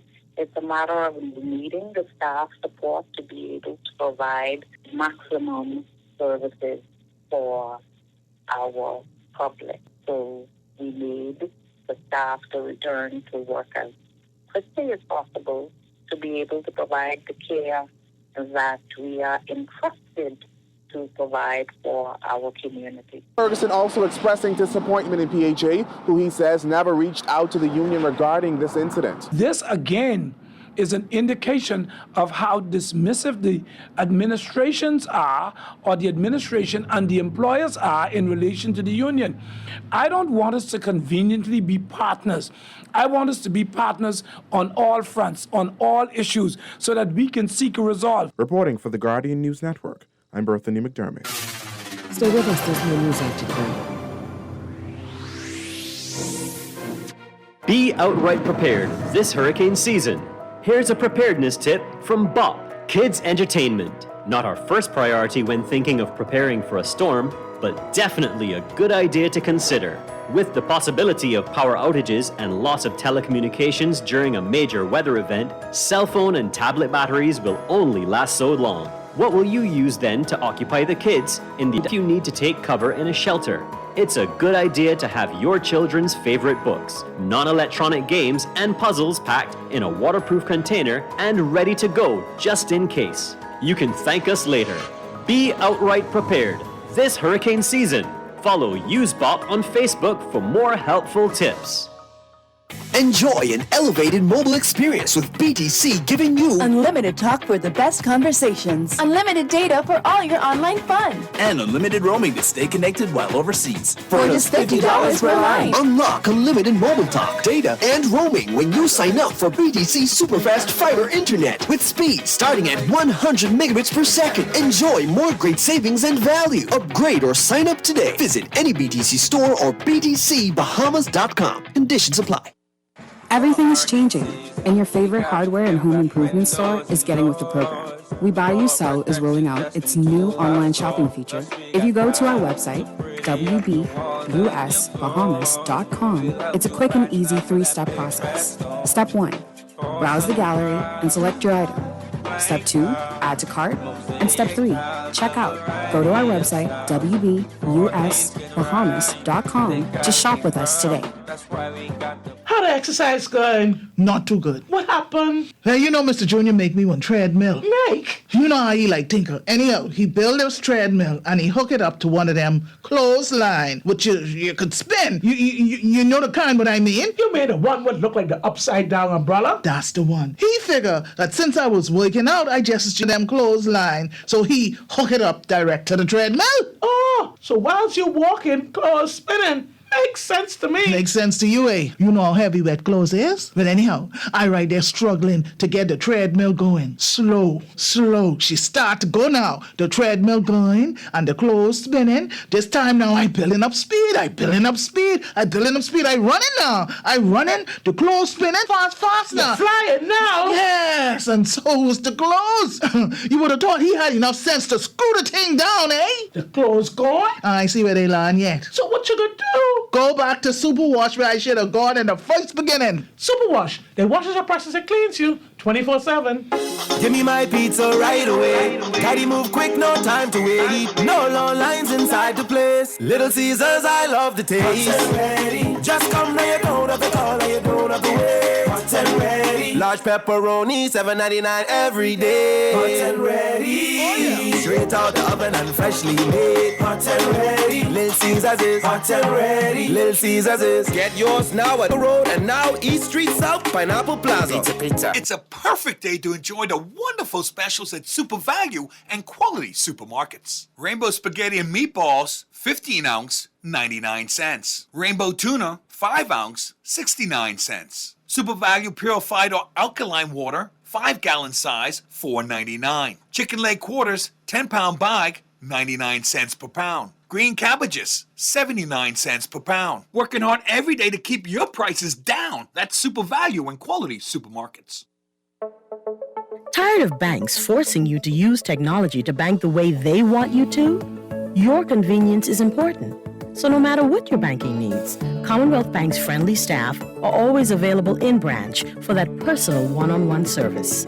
But when you choose technology, our online and mobile banking app offers you state-of-the-art functionality. The choice is yours. Commonwealth Bank. Bank the way you want. When I got prostate cancer, my family didn't know if I was going to live at Cancer Treatment Centers of America. Within days, I got an appointment. They presented me with treatment options, and we set up a robotic prostatectomy. When my scans came back, there are no signs of cancer. They don't see you as a number, they see you as a part of the family. I'm going on with my life. It's a real gift. Call us at Cancer Treatment Centers of America. Welcome back. Senators have now passed that resolution to extend the state of emergency to November 13th. Fawny Toot reports. Attorney General Carl Bethel calling it sad that opposition members would speak out against a state of emergency extension. Had the opposition in voting no been successful, we would have had at least 3 to 4 days where all whatever could have break loose and everybody, whatever the bucket could go, and everybody could have done what they want to do, and we would have no legal regime to assist people and guide them. However, PLP Senator Dr. Michael Darville hit back, insisting it is shameful that the Minnis administration saw it fit to release the bill for a consultation in its final hours of governance while seeking parliamentary approval for a 3-month extension. This is shameful because the government could have easily laid this bill for consultation prior to the last recess, and we could have come back here today to have a debate and passing of the amended version of this bill, incorporating ideas from the opposition, civil society, rather than seeking another 3 months extension, once again stripping us of our constitutional rights. Darville said this is not what Bahamians bargained for, adding legislation designed to stop the spread of COVID-19 could have been passed last year. But 17 months was not enough for the competent authority. He wanted to round it off to 20 months. So now he's back to our parliament asking like Oliver Twist in The Tale of Two Cities, please, sir, may I have some more? Bethel insisted the government never intended to extend the state of emergency once again, but was forced to change course in response to an alarming spike in cases. He told the Senate the Public Health Emergency Preparedness and Management Bill is just a difference in name. The bill would empower the Minister of Health to declare a public health emergency and to impose restrictions including lockdowns, curfews, and the closure of our borders, businesses, and other institutions after consultation with the Prime Minister. He described the powers set out in the bill as reasonable and justified constitutional test. So we expect that there may well be, once this bill is brought into effect, some challenges on the basis that maybe the order went too far or adversely affected John as opposed to Mary. And the courts will sort it all out, as they say. They will sort it all out. I'm Vonnie Tu. That's going to do it for local news. Stay with us. AP News is next. Summer is here, and Shell presents a summer of fun. Win $30,000 in prizes when you spend $20 in fuel at any Shell location, now through September 10th. Experience incredible hotel stays in the Family Islands and Nassau. Win thousands of dollars in fuel, groceries, and electronic devices. Fuel up today and submit your receipts by WhatsApp, email, and Facebook. Follow us on Facebook for more chances to win with Shell. Terms and conditions apply. At Apex Award Signs and Engraving, the name says it all. The country's trusted name for trophies, plaques, corporate seals, rubber stamps, badges, bumper stickers, traffic and street signs, keychains, t-shirts, interior signs, restaurant. Apex Award Signs and Engraving, number 128 Mount Royal Avenue in Wilton Street. Open 9 to 5, Monday to Friday, and 9 to 1 on Saturdays. Visit the website at apexawardsbahamas.com. Apex Award Signs and Engraving, number 1 in the Bahamas. When does a simple meal become exceptional? You guessed it, when it's made the fresh market way. We're talking exquisite cuts of fresh meat, succulent fresh seafood options, the best in fresh produce, and who can forget our exotic spices and herbs? Come on, get ready to shake up your taste buds and let our aisles inspire your inner food genius.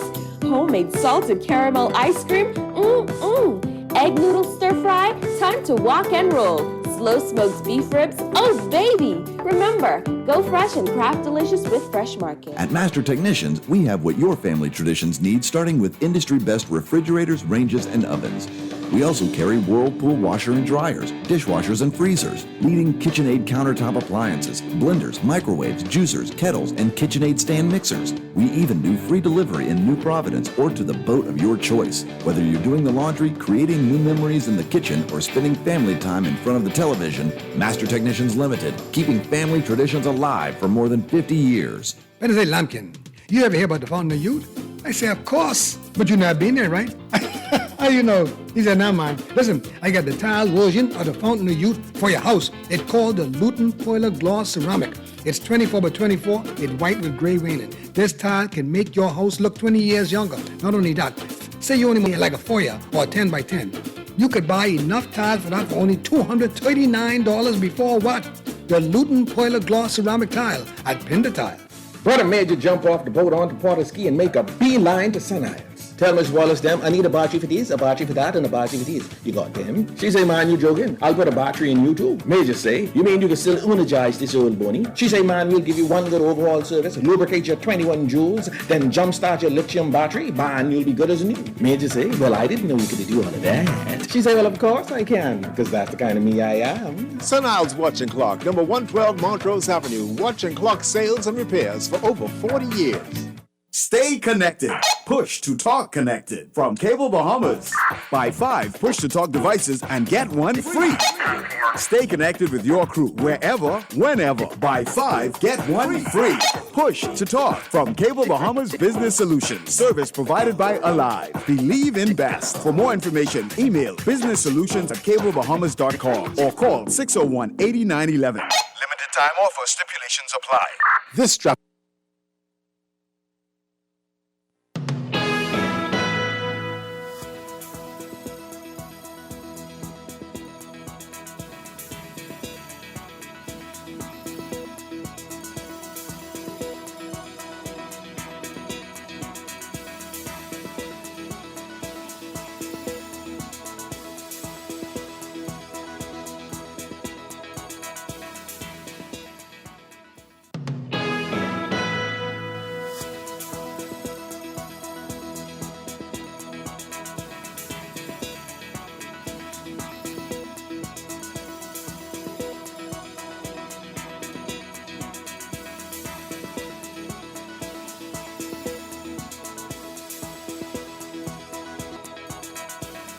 Welcome back to Morning Blend here on Guardian Radio 96.9. We are streaming live on GuardianTalkRadio.com and on the Guardian Radio app for smart devices. We're also on your televisions on Cable Bahamas Channel 969 and BTC Flow Channel 612.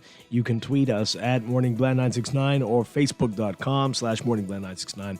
Text us 422-4796. And now at 8:23, time for another check of your weather for today, brought to you by Bahamas First Insurance. Here's what's happening. We've got Tropical Depression Fred that will continue to impact the weather across the islands as the system slowly migrates westwards along the northern coast of Cuba and into the Florida Straits through tonight.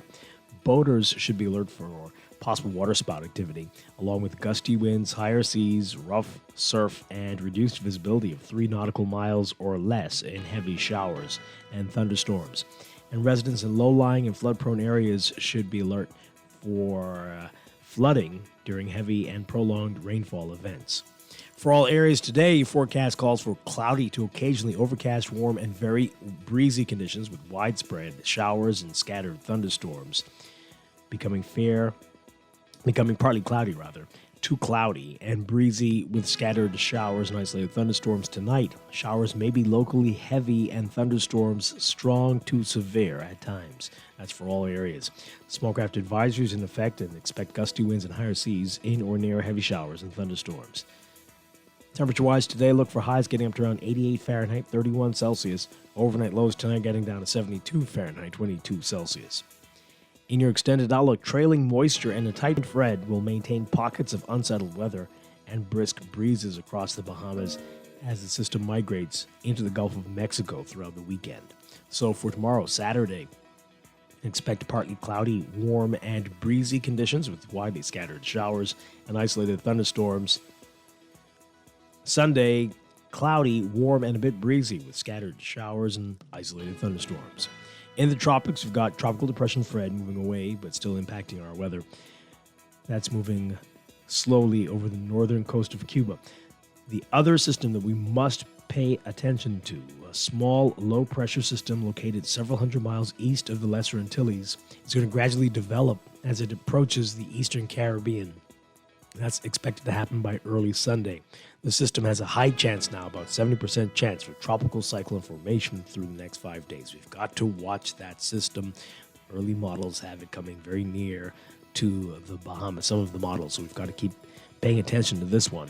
Definitely, so monitor this over the weekend, and early next week we'll have a lot more to say about that. Check brought to you by Bahamas First Insurance. What's first for you comes first for us.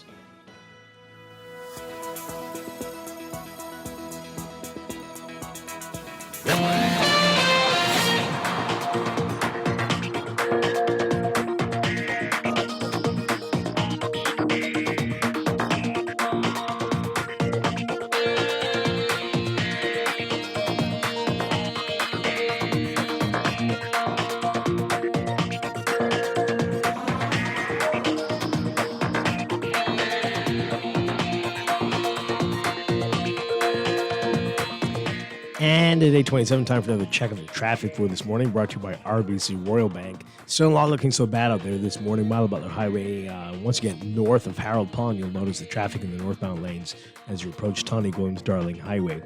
And Gladstone Road looking heavy as you get closer to JFK Drive in the northbound lane, but definitely much lighter than we normally see.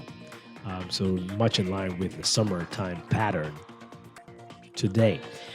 Elsewhere, we've got Blue Hill Road, just a bit of traffic north of Soldier Road in the northbound lanes heading towards Independence Drive. Independence Drive is a bit backed up, actually, westbound to that roundabout with Blue Hill Road. Carmichael eastbound building traffic heading toward Blue Hill Road.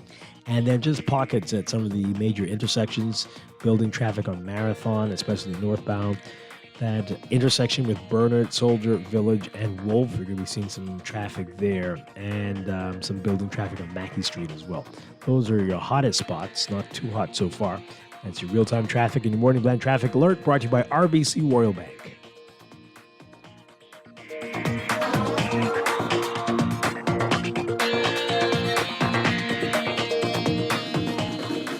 Pediasure, the #1 brand recommended by pediatricians, now has 33% less sugar compared to previous formula and provides 25 vitamins and minerals and 7 grams of protein kids need for a healthy growth. It's a convenient meal or snack with a delicious kids-approved taste. Pediasure, nutrition to help kids grow.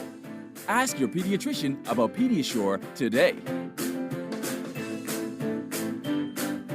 You invest in your children, your home, and your community. But are you investing in your financial future? At CFAO, we specialize in investment management, retirement planning, mutual funds, and private wealth management. Our team of experts never stops helping you plan for tomorrow. Because tomorrow begins today. Call us at 502-7010 to see what our financial advisors can do for you. CFAO.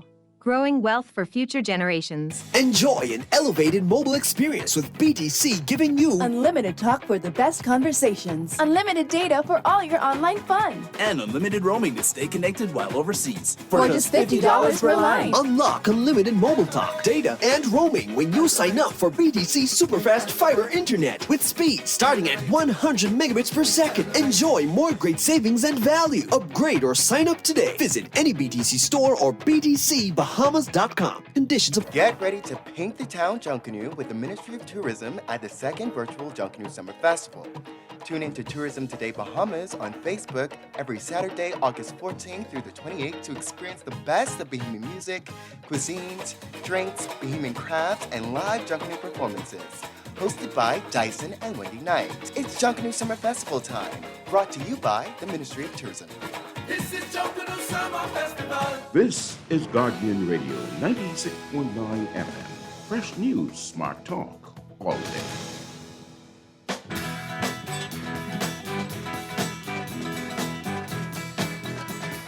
Baby, oh, baby, what you owe me?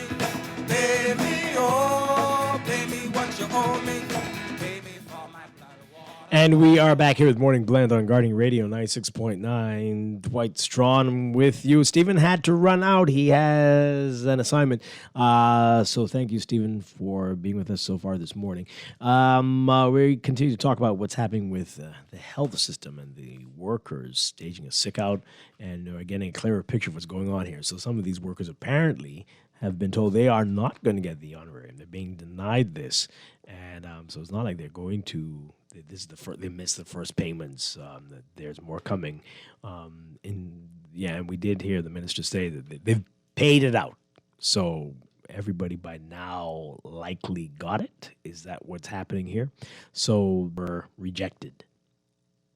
And they're not going to get it. That's what we're being told. If you know more, let us know what you know. And so this is why the action, the sick out action, is likely to continue. This illness that's sweeping across the system is likely to continue today because it's just not going to get any better for some of these folks. Now, okay, so does that change the conversation at all? What do you make of that? Tell us what you think. 323-6232, 325-4316, 325-4259. That's why some people were texting earlier that some of these people were bandwagoning it, were hitching themselves onto this when some of them likely weren't doing all that much during the early stages of the pandemic. Is that what's happening? Okay, let's hear what you have to say on the phone lines. Good morning, caller. You're on the air. Yes, morning. Hi, good morning. Hey. Hi, you're on. Hi, yes, you're on the air. First time caller, right? Oh, welcome. They got two concerns, right? At least say three. The first one is the contribution concerning the opposition leader for Wednesday in the House Assembly. How come y'all didn't add their contribution? And What do you mean by that? okay, you know how y'all always say what was said in the House Assembly concerning the leaders and the opposition leader, the government and the opposition leader. Okay. Well, they only were saying what the government said, but they never said what the opposition said concerning their contribution. You sure? We definitely did cover it. Course. We I covered. listen to it from thinking. I listen to y'all. I listen to y'all every day, every news you all bring on. I listen. Our newscast definitely did cover it. I mean, there was a lot of arguing going on. There's a lot of back and forth. It was a quick day there. They didn't spend a long time debating the emergency order and extending it. But it was covered. And Yeah, but like I said, it was covered, but only the government side of it. nah, that's not right. But what was missed? What did you hear that you wish? Well, I didn't hear nothing from Chester Cooper. I didn't hear nothing from the leader. I didn't hear nothing from Warren Miller. I didn't hear nothing from Well, I mean, there's 38 of them, and the speaker makes 39, and there's no way we could cover it. We can put in a clip from everybody. At least one of them. Guarantee you there were clips from at least one. Guaranteed. The only person I heard something from was what he named, Dabble, and that's the Senate. I guarantee you missed it. You missed it. You can go back and listen online. You missed it. The leader was definitely there. I mean, what are you suggesting, that we intentionally were not covering it? All I'm saying is, right, I think people would like to hear the opposition side of what was going on Wednesday. Yeah, and they heard That's it. all I'm saying. And they definitely heard it. They Okay, definitely we'll move heard on it. from that. Okay. We'll move on from that. That's but good. What I want to share too, the gentleman what came on saying about the PLP, what the PLP didn't do it, what the PLP need to do, right? You know what? I think he was the first caller. What was talking about the wages when you all were speaking about the thing with the nurses there. Yeah, I remember. Mm-hmm. Okay, him. I need you all to really, when he come on, tell him that the PLP is not in power. He always say with the PLP and that he got to remember that F&M is in power. Speak on what the F&M doing and what they need to do. Because every time I listen to him, he is talk about the PLP. What the PLP ain't do. The PLP ain't in power. F&M in power. Anyhow, I want to move on from that. Okay. The next thing I want to ask you, right? What you think about somebody was working, was promised. These people ain't supposed to be to work, but they was promised that if they do this work, we will give them X, Y, Z. Now, who said they weren't supposed to be at work? Who said they weren't supposed? Who said they weren't supposed to be at work? Who said Okay. Could I ask you something? that? Mm-hmm. concerning what I heard the Minister of Health said, Assembly on Wednesday, he said that, yes, they did the work, but some of them just wasn't qualified to get the pay. Now, if I do a work, what do you mean some are ain't qualified? And I doing the same work, what needs to be done. I could be home helping my children. I could be chilling out, relaxing myself, but I taking a risk by being to work around COVID people. And you will tell me I don't deserve to get the pay what you all promised me. Yeah. Right. Now, this is a very interesting line here from the statement from the Ministry of Health, right? They said that the honorarium was a gift from the government, initially for those who worked directly on the front line in regards to COVID. The individuals who were chosen for the honorarium were done so by those who are the supervisors in the requisite sectors of the healthcare sector, who would have put forth their members, who would have said, these are the heroes and sheroes, who worked on the front line in regards to COVID-19. And the government would then have issued the requisite compensation to these individuals. Now, so some are saying that, well, then perhaps you need to blame the supervisors who probably didn't think that you deserved it. If you are denied. So tell me what they refer to as the frontline worker. I don't know if that was the issue here. The issue is whether there's always get tricky. What the minister said. Yeah, well, I mean What could be that's very. Frontline worker. I'm sure everybody's gonna have a different definition, but we know who that is. I mean, if you're out there working, as me, a frontline worker is anybody what was out there doing work during the COVID time and wasn't locked down. That's a frontline worker. Well, to me. Okay. Well, I mean. Because that's a little too broad, though. That's a little too broad because I also was out, and I'm definitely not a frontline worker, but I was considered an essential worker and still did the show and still came in every day. But I'm not a frontline worker, so you got to narrow it down to that. Were you out there in a hospital or a clinic, or out there in some sort of medical environment? But I know all of them were nurses. Not all. I mean, there's more than that. Not all It's more than that. There are a lot of people, custodial staff as well. That all of those are frontline workers. So it can be very broad. They were a part of a team, right? Yeah. Well, I guess. All of them. Mm-hmm. So all of them had some type of distribution concerning helping whoever even was on the front line. Mm-hmm. Yeah. So, man, Dwight, they got to pay the people. Well, we would be transparent. We will see. I think some of the people out sick may need to call their supervisor and find out, hey, did you put me on that list or not? And then have a conversation with that person, perhaps. Okay, then. I hear you. Okay, thank you very much. Appreciate your call. Bro. Thank you. All right, let's take another call. Good morning. You're on the air. Hi, good morning. Are you there? Did we lose him? Yep. Okay. Call us back. 323-6232, 325-43159. Tweet us, text us, and Facebook us as well, if you can. Okay, here's some text messages. This person again, there are no more payments coming. Wells was very clear. He said all the payments were made to everybody who was eligible. Wow. All right.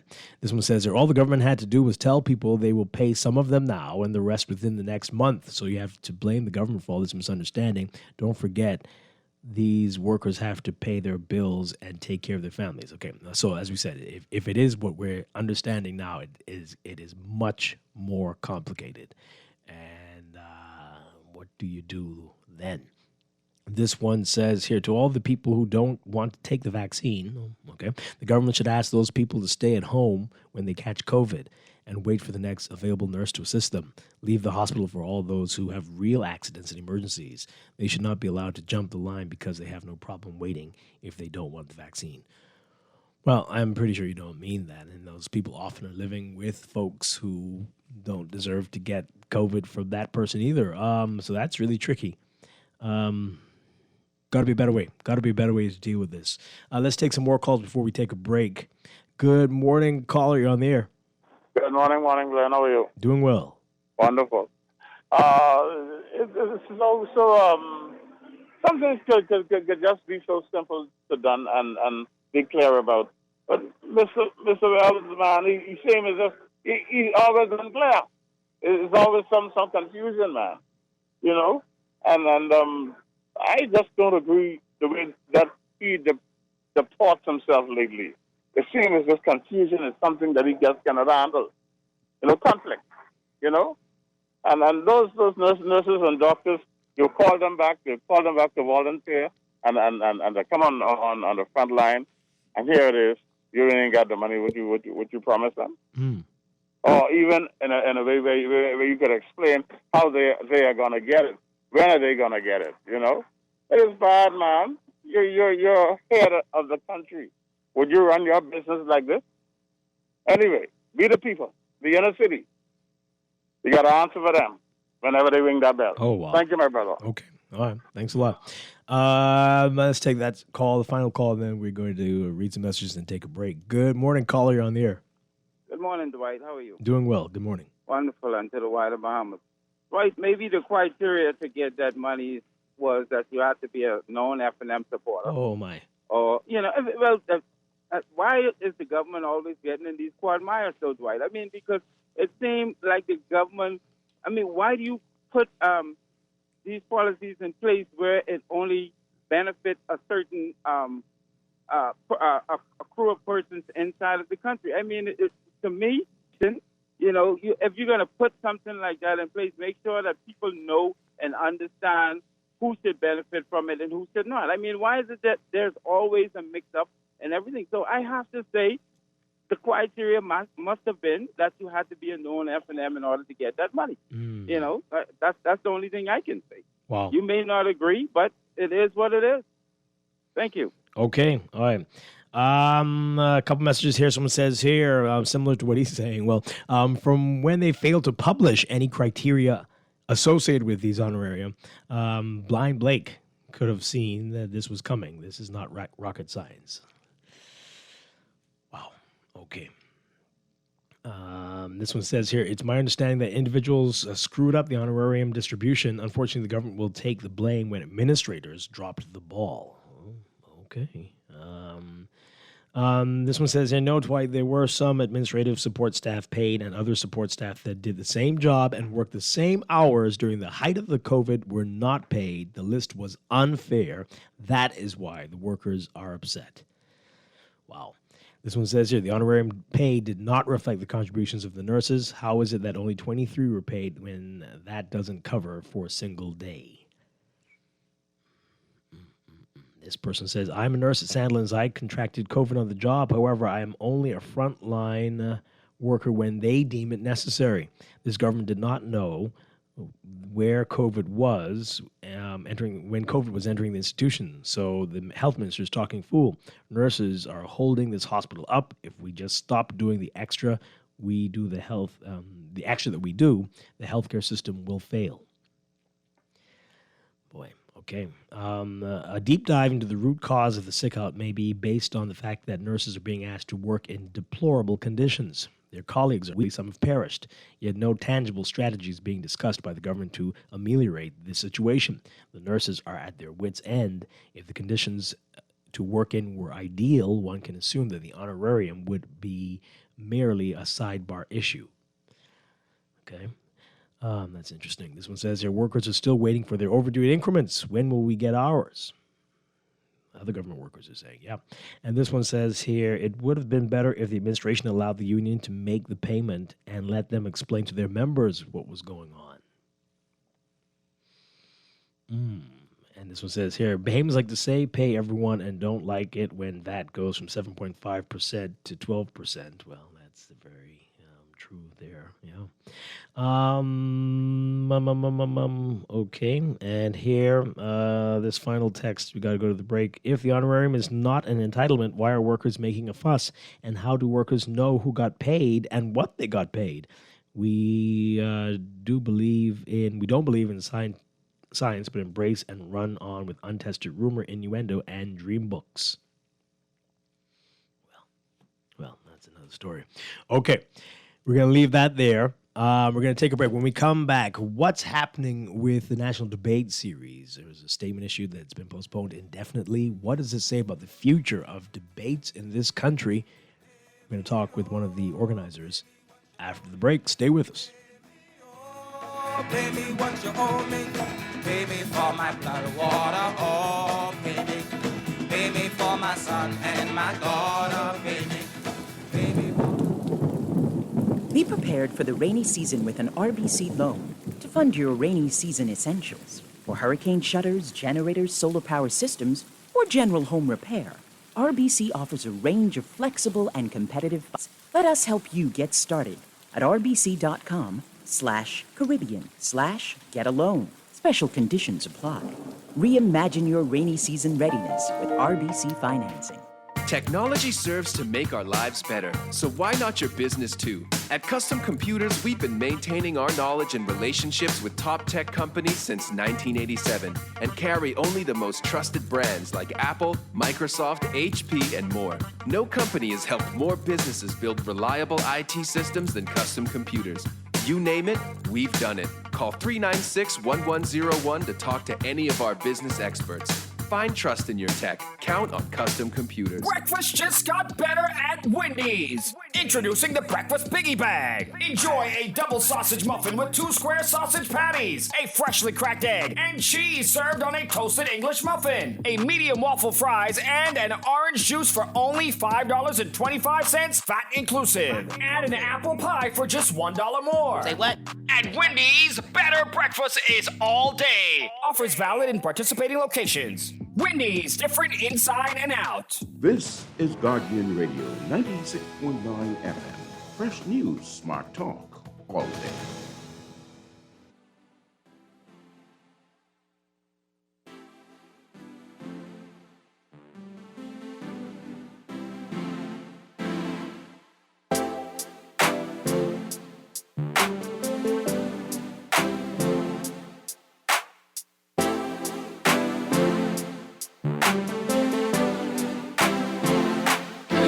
We just talk. Can we just talk? Talk about where we're going before we get lost. Let me our thoughts. Can't get what we want without knowing. I've never faced before. I apologize if I'm moving too far. Can we just talk? Can we just talk? Figure out where we're growing. Yeah. Started off right, I can see it in your eyes. I can tell that you're wanting more. What's been on your mind? There's no reason. We are back here with Morning Blend on Guardian Radio 96.9. Dwight Strachan with you on this Friday morning. And we heard officially yesterday the National Election Debate Series has been canceled. The third debate has been canceled, and the series has been postponed indefinitely. To tell us more about this, we are very pleased to have with us the co-chair of the committee. I hope I got that right, Ava Turnquist. That is your title, right? Good morning. Welcome to the show. Great to have you with us. Good morning, Dwight. Yeah, I'm the co-chair of the National Election Debate Planning Committee, and I'm head of digital over at Verizon Media, which is the home of Eyewitness News. Okay. Thanks for having me. Sure, no problem. All right, so this is disappointing to a lot of people. What exactly happened? It's disappointing to us, yeah, definitely. Oh, boy. Okay, so we have, the last debate was on June 2nd, and we had left a longer lead time to allow for some changes to the debate to reflect the feedback we've been getting from both the debater, both the participating parties and our viewing public. And we also wanted to strategically do a debate around national independence and Emancipation Day. Our third debate was planned under the theme Constitutional Reform and Human Rights, and it really would have dug deep into things like gender equality, immigration, land ownership, and pressing national issues. And what we found as we got closer, we contacted all our parties, and we decided to one of the changes, the most notable changes, we were bringing back 4 to the stage, down from 6, and we're doing our top ranked 4. And we reached out to the parties, and we're coming closer to the time, and we weren't really getting the confirmation that we were looking for, that we had previously experienced. And so in talking to the participating parties, it was explained that, look, it's looking like it's going to be a snap election. It's looking like, at any moment we're going to have to be ready to go to the polls. And, these are the participating parties, particularly the more established Legacy Party, the Progressive Liberal Party, and then the DNA. They were like, look, we have to focus on our campaign. We don't really have the time to, while we believe in the spirit of what these debates are attempting to do, we have to focus, the reality is we have to focus on the upcoming general election. And that's ultimately the deciding factor that dictated their decision to pull out sort of late stage. Wow. That is... And the DNA's decision was more predicated on the fact that the Progressive Liberal Party decided not to participate. And so they were reassessing and saying, well, look, we also want to focus on our campaigns. And if the PLP, is not going, who they consider to be their viable competitor at the polls, if they're not going to be participating, then they had to reassess whether it was the right decision for them. And ultimately, they decided not to move forward and participate. And from then, we took into consideration also because there had been some feedback, there had been some desire for an independent / more small fringe party debates. But when we considered also the meteoric sort of rise in COVID-19 cases over the last 2 or 3 weeks, we said, you know what, well, let's look to go the route of postponement, because ultimately you want to do something that's going to have the fullness of an impact, that we want. And people, the spirit of the debates is for persons to ultimately decide, on the policies or see the policies of persons that they are going to vote for. And while there are a lot of independent candidates and there are a lot of fringe parties coming up, not to discourage them, this is still very much heavily, even in our polling that we did, the top 3 parties, the top 3 parties were the Free National Movement, the Progressive Liberal Party, and the DNA, the persons wanted to see on the stage. And so we took that into consideration. Now, some are going to say that's really ironic that they would say that to you, that they want to focus on the campain when in certain parts of the world, debates are part of the campaign. So it's quite maddening. Yeah. But we understand it really extend a deep sense of thanks and gratitude to the Progressive Liberal Party and the Democratic National Alliance and all the other registered parties that really took the step forward with us and were really courageous in going on the stage. It was unprecedented.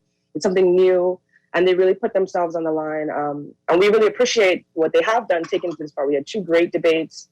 But yeah, it is extremely disappointing because it does sort of undercut the spirit of what, on one hand, you're saying, you believe in elevating the political maturity and the level of debate in the country and the access to information, accountability, et cetera. And then you go back to this sort of, but still, it's a 3-party or a 2-party race, and we want to focus on that particularly. Yeah. Okay, so let's talk. What do you think this means for debates going forward in the future?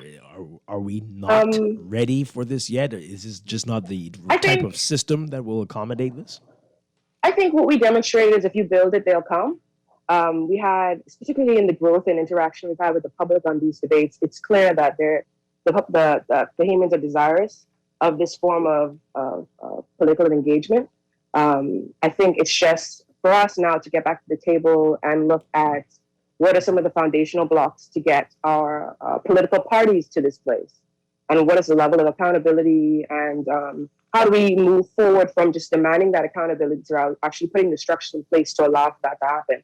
So that's on our end. We look at that as, a lot of people made a lot of criticized heavily the FNM's letter that they released. However, we looked at that critically, and we said, it is perhaps best for us to advocate for some form of legislative solution into our political framework. So much like Jamaica, as the FNM would have referred to in their letter to say why they are not participating, I think something that we are definitely going to do is hold whomever returns or is elected. We're going to advocate for them to, make good on their commitments and actually put forward a policy that would allow us to have a commission, a debate commission, and then it will be perhaps more easily surmounted the next time around. Although, Dwight, I must say, I'm not completely sold on the fact that this is the end for this cycle. I think there's much opportunities to get back, a lot of opportunities to get back to the table, especially with the emergency order being extended. With COVID, it's such an unprecedented environment that anything could happen, really. And we're open to that as well. We're still prepared to put on more debates, but we're obviously that'll come with a lot of talk and around the table with our registered parties. Yep. You, Ava, you seem to be being very polite this morning, but to folks. Well, I have to be very polite because we were going to say the door is always open, right? Yeah. And but maybe ask me another way. Okay, well, let's see if this will get it. To folks who are saying that this shows that these candidates, most of them, are not ready. They cannot have a spirited conversation with somebody who is not in their party. What do you say to that? That this is a sign of the types of people that we put forward in elections in this country? I'll say this is a sign of our political reality. We have a situation where the governing party could refuse our primary tertiary institution and not participate in a national debate, and that be fine, and that be something that's like just generally people may have problems with it, but it's generally so. From the trickle down of that is we have a situation where perhaps I don't think it's that our politicians are not ready. I just think that they're not competent, and I think that we also. What was that word? You said confident or competent? Confident. Okay. Their competency you'll have to judge on a case-by-case basis. I'm not gonna take them all down in one swoop. However, it's the confidence that will allow you to step over the party line and stand in the fullness of your principles and what you have to bring to the table for the Bahamian people. So and confidence and competency go hand in hand, right? So you can be incompetent and confident. But I think the proof is the burden of proof is who shows up to the table, and I think I don't think it has anything to do with capacity. I think it has to do with will, and where is the will and where is the sort of urgency for politicians to actually speak and be accountable to the people. I think I'm really encouraged by the public response that we've gotten, and I think we can only do more to create more opportunities for the Bahamian people to express themselves and say that, look, this is something that we want, this is something that we feel that you owe to us, and that it is your responsibility to come to us. Yeah. And so I think that's the role of the Fourth Estate too, as well as elevating those voices. Because until you do it, there's been a lot of think pieces about whether or not debates make any sense, whether they have any real impact. I think any forum in which you're providing information, in which you're sharing or discussing ideas or issues that directly impact people's livelihoods, that has an impact. That's important, and that affects the political. So whether or not, I think whether or not debates are effective, it's whether or not your politician is effective in communicating, or a party is effective in creating policies and communicating them with any sort of efficiency. And I know you're looking for a more hard-hitting answer, but I don't think it's just a one-sided coin. I think on both sides, politician and the electorate, we have to. There's so much more work to be done. So where we can say that we want this, but how are we managing that expectation? What is it that we actually want? Do we want more information? Do we want them just to stand up in front of us? It's a lot to parse through, and I think this is an excellent first start that we've done. We just have to do it at all. We really went into it knowing that it was going to be an uphill climb. I still think that there's a chance for both the FNM, the PLP, and the DNA and another, because we do 4, and to come on stage. And I think we're going to work as hard as we can to try and find that solution. But even if we don't, I think we've still made a very, very, very good first step. Yeah. Let's take this call really quickly. Caller, good morning. You're on the air. Good morning, Dwight. How you doing? Doing well. Dwight, I am so impressed. And good morning to your guest on the phone. I am so impressed by the work that has been put into the series, because it is something that many of us have been asking and calling for over the years, and this is very good first step. I would like to encourage the committee, though, to reconsider postponing this series and look at it from the aspect of perhaps you don't have the major political parties participating. However, it is very important to see with the future persons offering themselves for governance in this country. It'll be very interesting to get the other parties, the other, what many persons call the fringe parties, go after them and let them take the stage so we could see what the future of the Bahamas is going to look like. We have already lived through 49 years between the PLP and the FNM. Now let's see what the future generation has to offer for this country. What are their visions and foresights for what they see going ahead to develop a new Bahamas other than what we have today? So it's so important. I say go after the other groups and let's hear from them. Thank you for taking my call, Dwight. Okay, all right. Ava, can you stick around for a couple minutes? We're going to break for no worries. and then Definitely. we'll come back and get you to answer that question and some more. We are talking with Ava Turnquest with the National Election Debate Series Planning Committee. This is Morning Blend. Stay with us. We'll be back. We'll take this into Morning Blend business. Stay with us.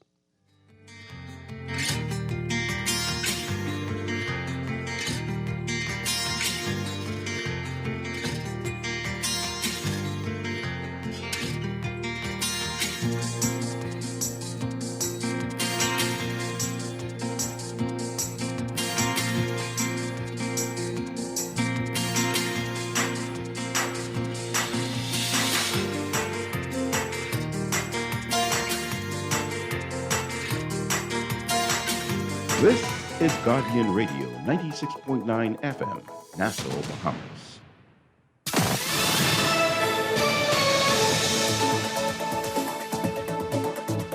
This is the Guardian News Network update on the hour. Hello, everyone. I'm Charlene Ferguson.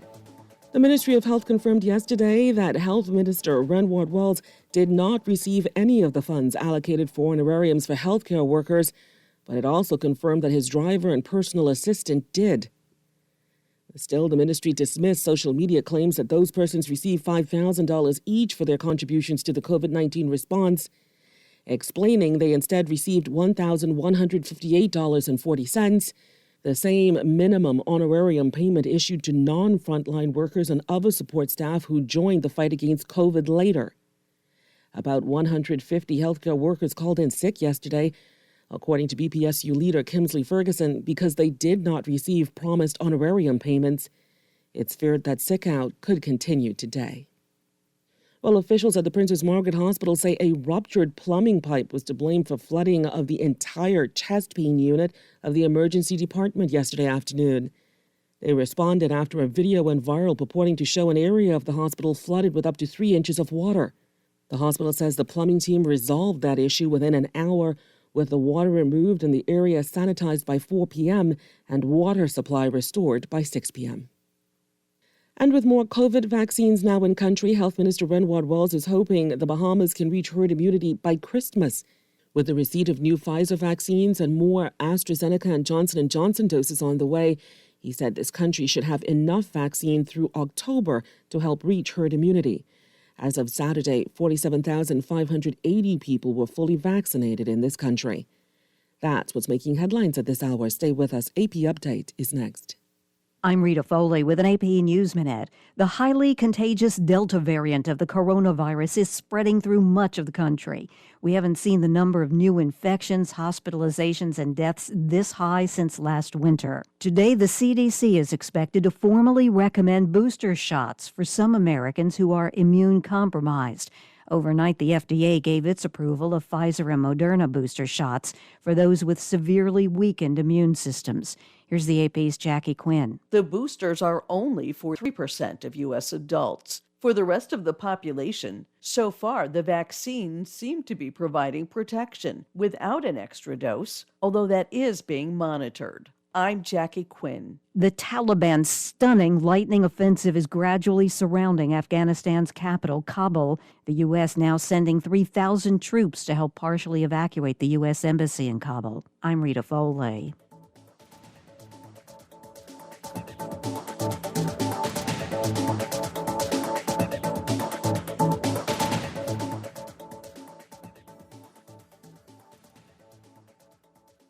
This is Guardian Radio, your station for up-to-the-minute news, intelligent, interactive, and engaging conversation. 96.9 FM. The views and opinions of the hosts and guests are their own and do not necessarily reflect the position of the management and staff of Guardian Network. Wake up, it's a new day. Wake up, it's a new day.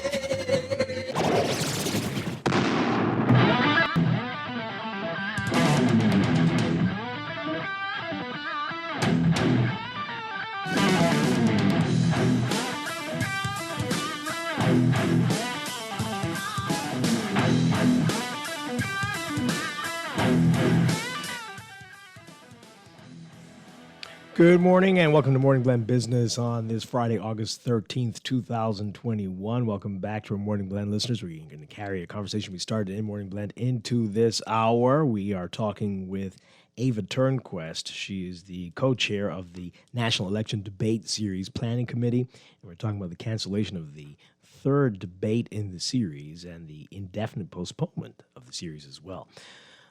Ava, thank you for sticking around with us. Before the break, that caller asking why not continue the debate with the smaller parties, the ones that wanted to stay with this, and we have quite a few of those. Is that being considered at all?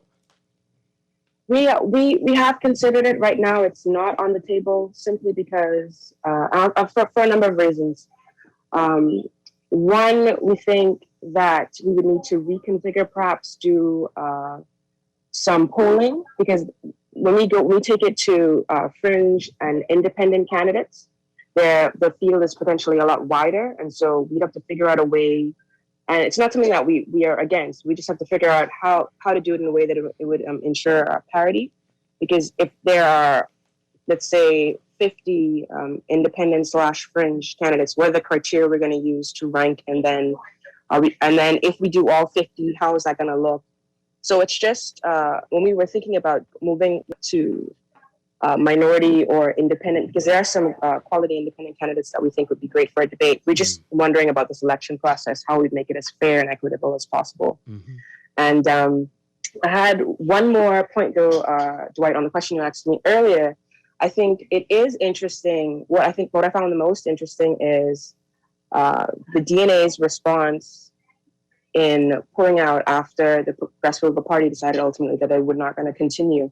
And I think when you're looking for to decide amongst the political parties, the criticism that's also given is that we're all just one and the same. I think this would have been a great opportunity for the DNA to show that they are fundamentally different from these established parties. Mm. And I was sort of disappointed that they didn't take that track. However, we spoke with leader Mrs. Komalafe, and we understand the decision. It was a big decision for them, and obviously a lot of different factors at play.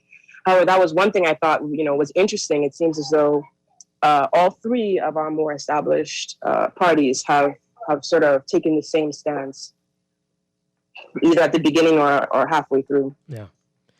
Very interesting indeed.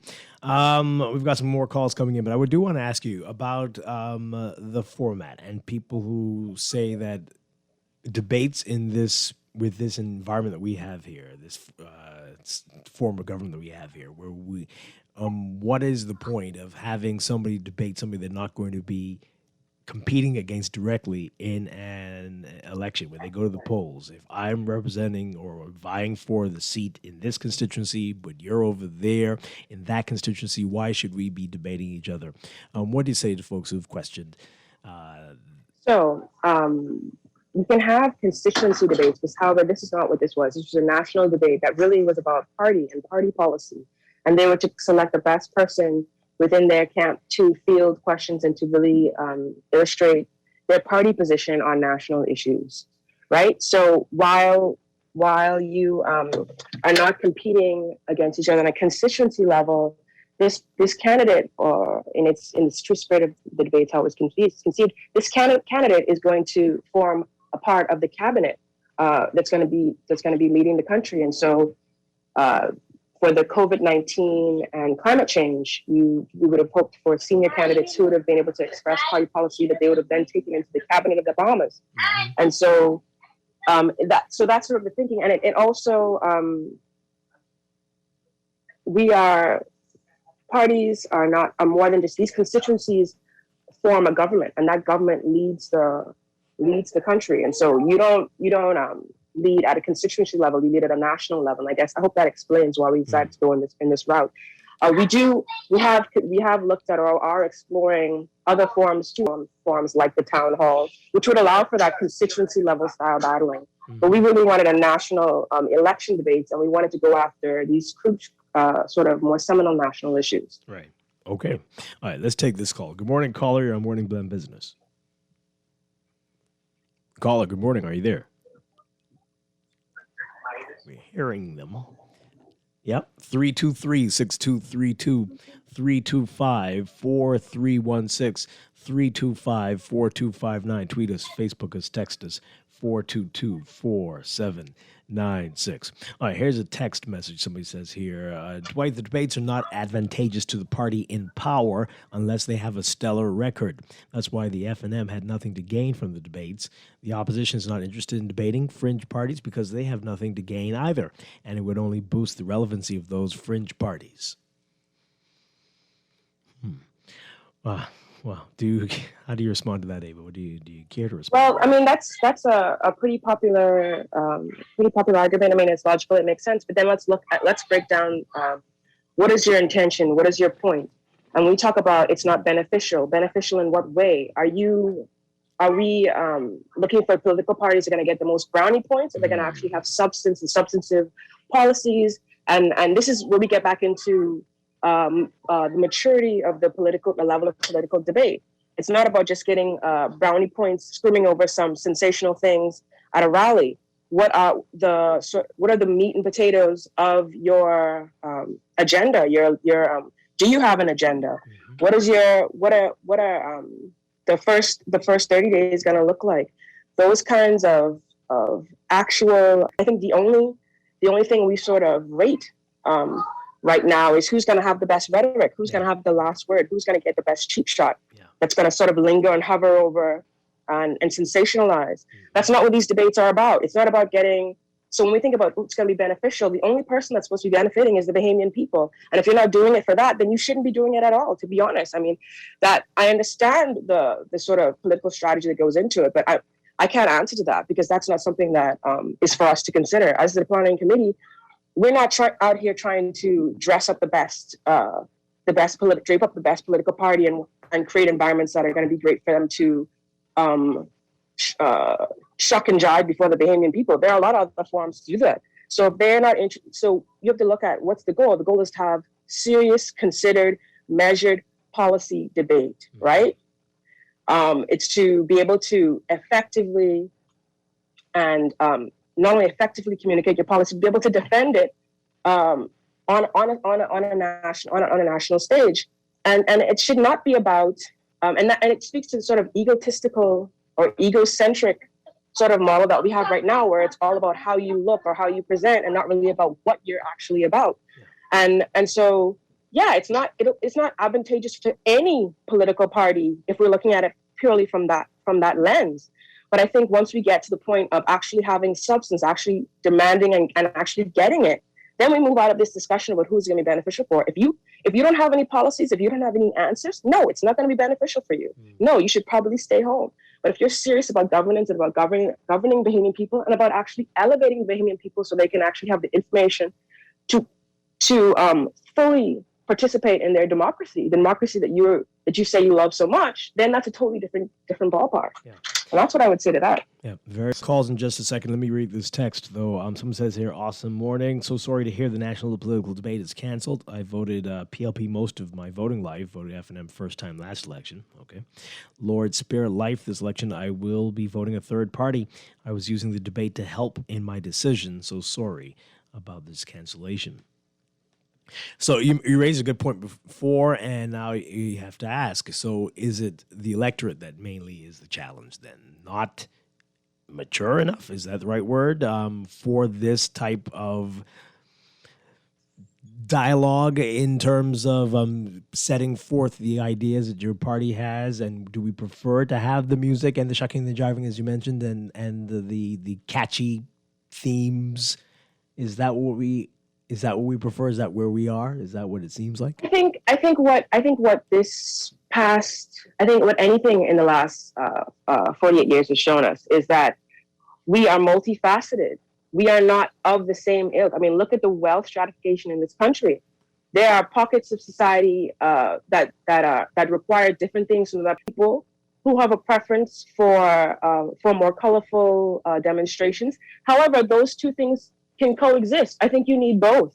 I think you need to energize your base. I think you need to be able to get down to where the people are and revel with them. However, that's not to replace or excuse the fact that we also need serious discussion. We also need persons to break it down for us so we understand what these things are, how you feel about it, and how they impact us, and what you're going to do to change it.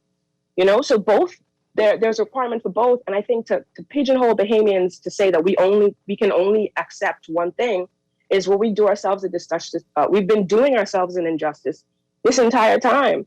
I think what this debate series has shown, and the interest, and I mean, the feedback that we got was phenomenal between the first and second debate. The levels of encouragement, the suggestions on how we can do things better. It was a lot of positive feedback, and saying that this is something that people have been waiting for. So while there's a cultural mainstay for that song and dance and sensationalists, and I think to say shuck and jive would be on the more critical. I don't want to insult that process. I think that's very very special and very much so necessary as well. And I don't think that they're mutually exclusive. I think we can have both, and I think because we have not had any debates, I think there's just more for this sort of content, and I think it's not going to stop. And so, media, if you look at how Bahamians are engaging with political content now, it's completely different from the last election cycle, and it's going to continue to evolve. And so, by putting this out there, by having it live, you sort of break down all these barriers. Because while the rally is one of the most popular forms of getting out there and speaking your message, there are persons who have never been to a rally, and they rely on media coverage to sort of parse through whatever could be gleaned from something that was said on the stage the night before. And so, how we have to stop thinking about Bahamians as this sort of one monolith. We are so diverse as a people, as a culture, and so we need to start thinking about how are we servicing these people? How are we growing this political appetite? Yeah. And I don't think, and to get back to questions, I think I've sort of strayed. I don't think that the electorate is not ready. We are the literacy rate. When you go from we are educated people. We can deduce for ourselves once given the information, And so I don't think that it's something that we're not ready for it. I just think that we've just never done it. We've never asked them to do it. I mean that, and there's a thing that politicians debate all the time in the House of Assembly. Like, how many people have actually watched the House of Assembly and seen the level of debate? And I wonder if we put that debate, if that debate was made into an event, if those persons could get reelected based on their performance in the House. Oh my! Solely based on their performance in the House. Let's think about it. Wow. So it's not that we're not ready. Mm-hmm. It's just that the structures and the infrastructure hasn't been in place, and it's here now. And I think it will only get better. More media stations coming forward, and I think that's the key too as well. And that's one of the. If we could go back and do it again, that's what I would do. Is first go to get consensus from the entire media, because that was something that would have definitely, I think, will definitely help. And that's something that we'll definitely look to do in the future. Right. Yeah. All right. We've got some calls. Good morning, caller. You're on Morning Blend Business. Well, there, voice hello with your guest, Dwight. Hi. Good morning. All right. Miss McKinney, what's her name? Ava Turnquist. Ask a question. Ava Turnquist. Oh, Miss Turnquist. Yes, sir. How are Yes, you? sir. I'm good, sir. Thank you. Wonderful. What I want to ask you, right? Knowing that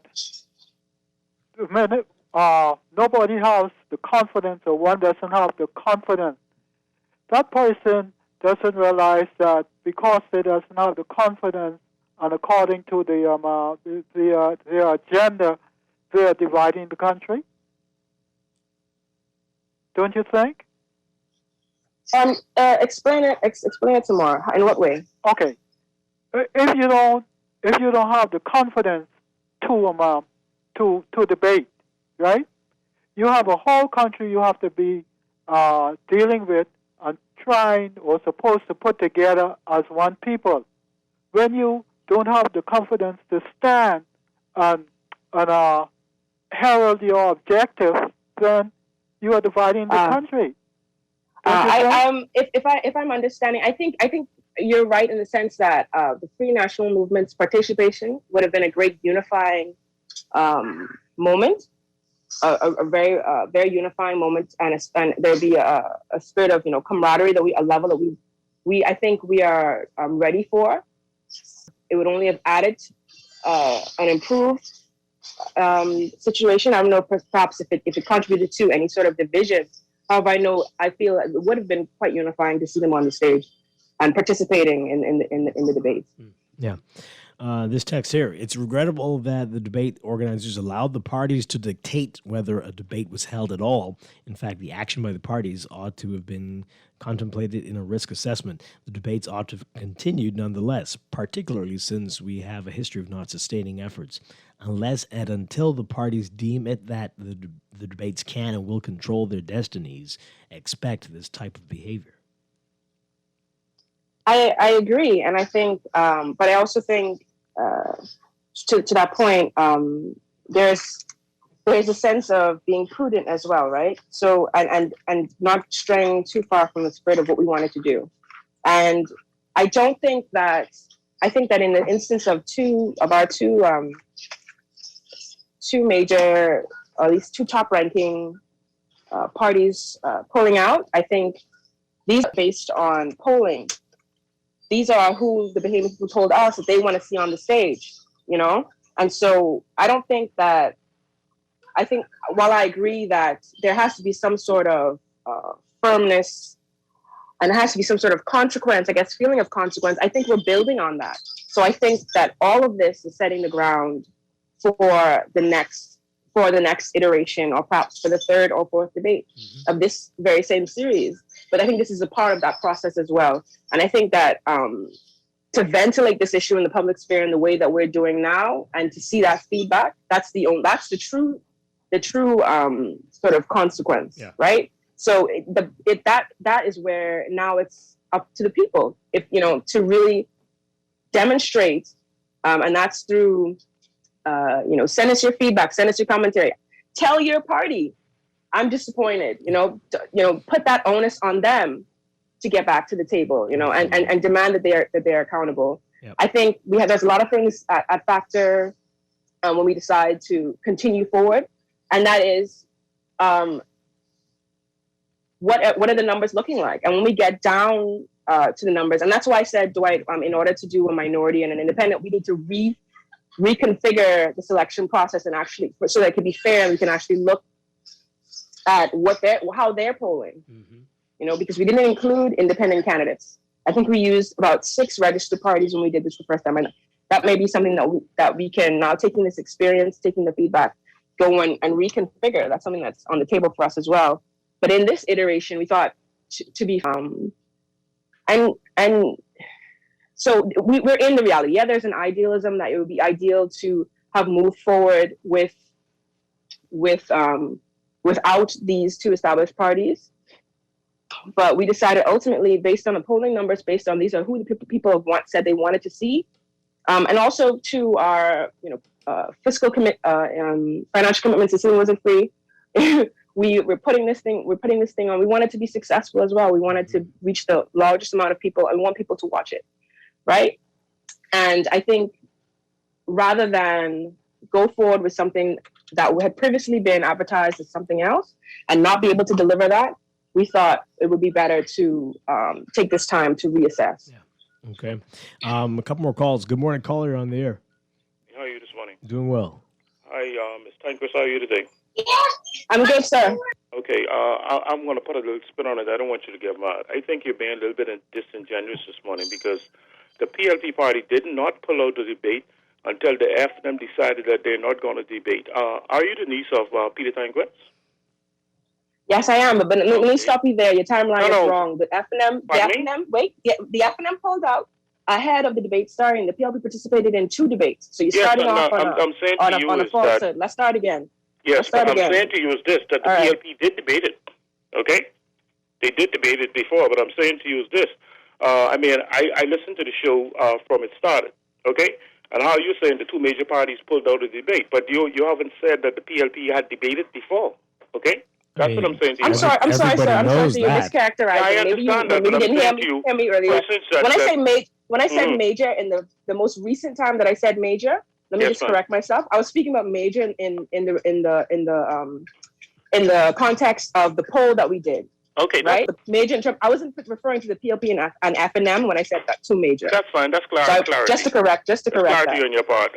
But Dwight, the problem I'm having with this government, okay? The Auditor General asked them for just give them the names of those persons that got those contracts, and they definitely don't want to give the Auditor General. So where do we go from here, Dwight? Okay, I mean, you're totally changing our topic. Yes, here, I had to. Thank you. No, you don't have to, but okay. But yes, that needs to be addressed without a doubt. Okay. That's some unusual things that people bring into conversations. Oh, my goodness. But I do want to say, Dwight, he is right. Peter Turnquist is my uncle. Yeah.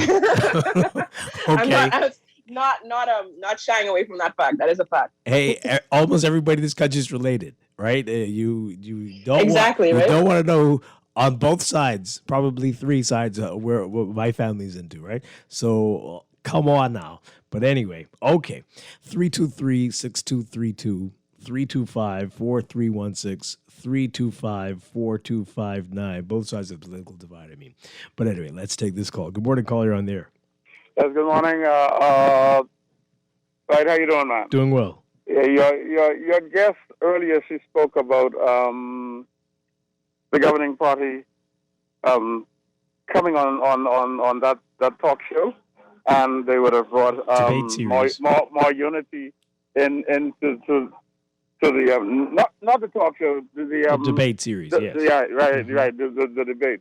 They would have brought more unity, but that's not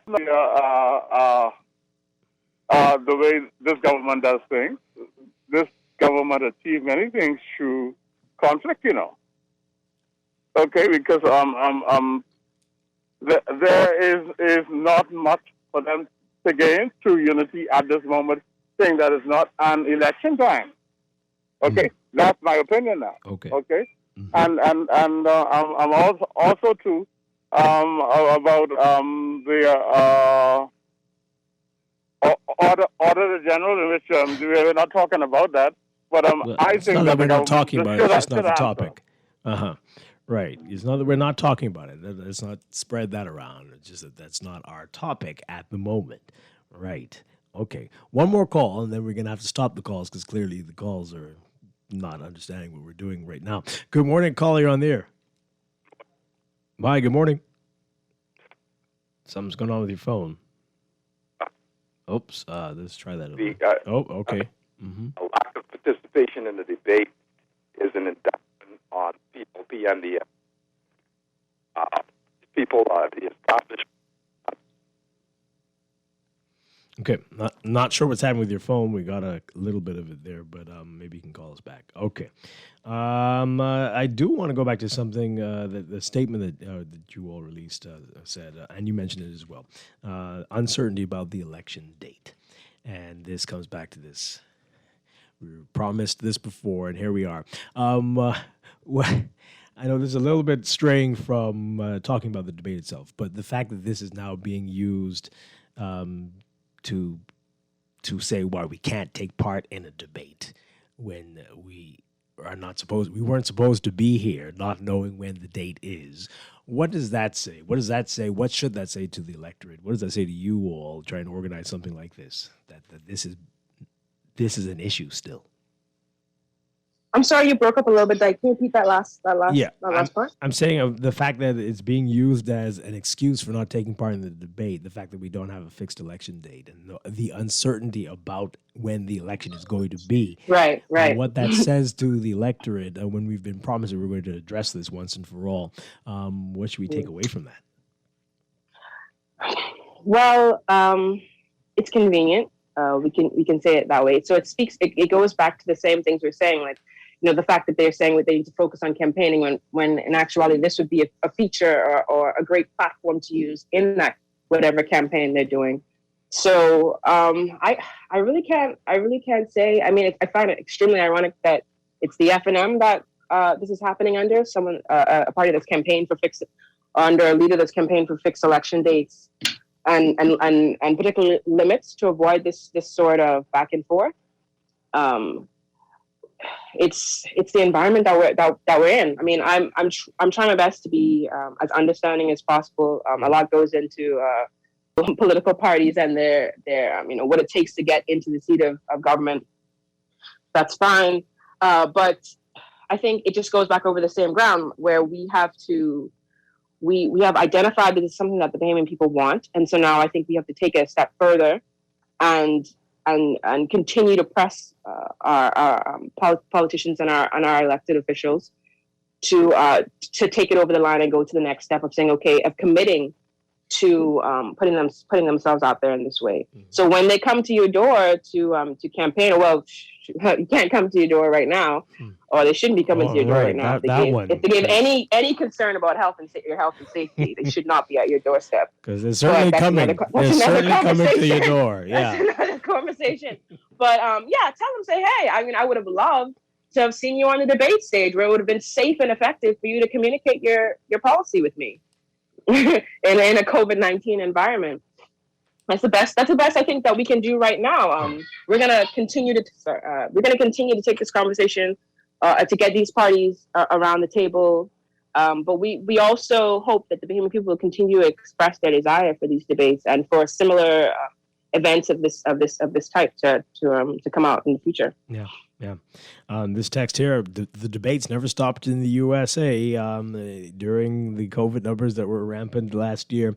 And so it's interesting that that's also being used here. But well, so yeah, it's a new thing, right? This is something that we don't have. And so when they're weighing the pros and cons, Bahamians are extremely critical. We're an extremely critical people. However, we're also it's like it's such a unique sort of position because we're also very encouraging and supportive. Our younger debaters would have gotten on for the first event.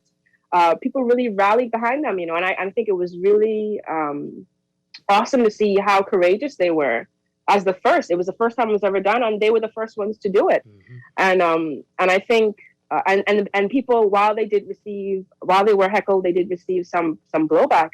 I think overall there was an overwhelmingly positive. It was a positive impact.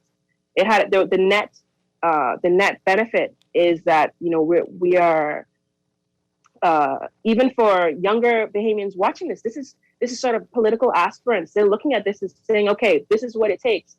This is what the sort of reaction is going to be, and they can prepare themselves to be better representatives. And I hope that people can look to not just the political reality on the ground, but also as we are, dreaming of a better Bahamas, a better political system, we take those steps to actually vocalize that dream and demand these things. Because we have this, there's no other time that is more the people's time than this time right here. This is where we get to demand all of the things that we want.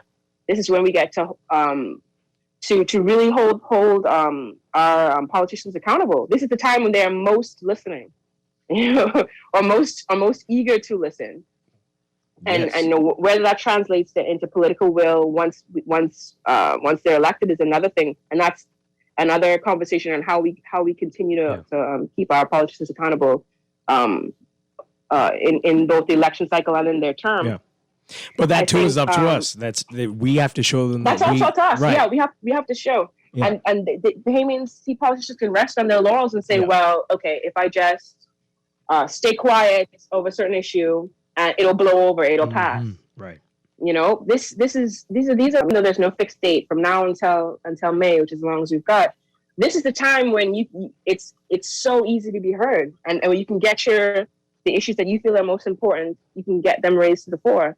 And we can start having these great sort of discussions. I don't think just because the debates have been postponed, I don't think we should stop trying to have these discussions and stop seeking out opportunities to have these discussions. Hey, the unions have known that for years, right? Yes. And they take advantage of that, definitely. Which is interesting because the trade unions fully supported our debates, especially the last one. We got widespread support from, I think, nearly all the unions, the NCTUB, the teachers union. We really we took, the FNM said we needed more consultation, and we literally went to, to the spirit of that letter, we tried to, and just to ensure that there was fairness. Wow. So. All right. So what happens with your committee now? I know you say you still have hope, but of course the statement said the series has been postponed indefinitely. It's postponed indefinitely. I'm like an idealist. So I think as long as we're alive, we can have a next debate. As long as there's electricity, shout out BPL, we can put on a debate. I think as we get closer, I think the debate is such a perfect campaign tool. I think, and I hope more political parties will have the courage to step up to the plate. But I can't share all that we're doing, but we definitely have a lot of other things in the pipeline. We're speaking on the Verizon media side. We're really grateful to UB for partnering with us. We're just looking at any and all ways that we could continue to push the discussion forward. So that's so any kind of thing to see if we can make it happen. We are definitely not letting this go. We're going to try and see if we can do something perhaps on a smaller scale, maybe looking at the constituency level. There are a lot of things that we're looking forward to. Right. We haven't given up. And somebody was asking about that as well, a texter, and on a constituency level, I mean, the public can organize those as well, right? They can. This is empowering the electorate out there to do this on their own as well if you get the candidates for your area together.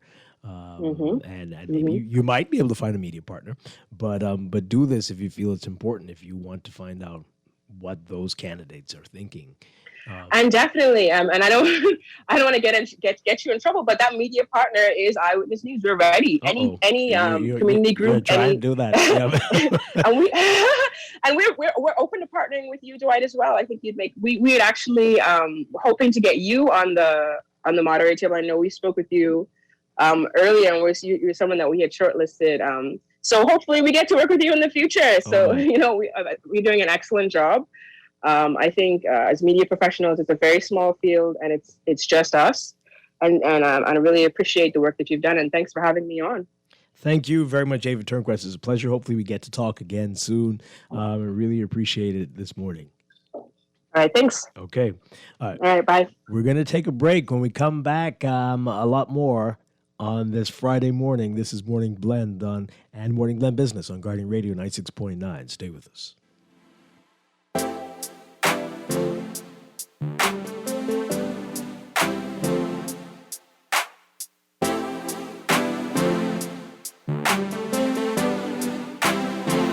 Can we just talk?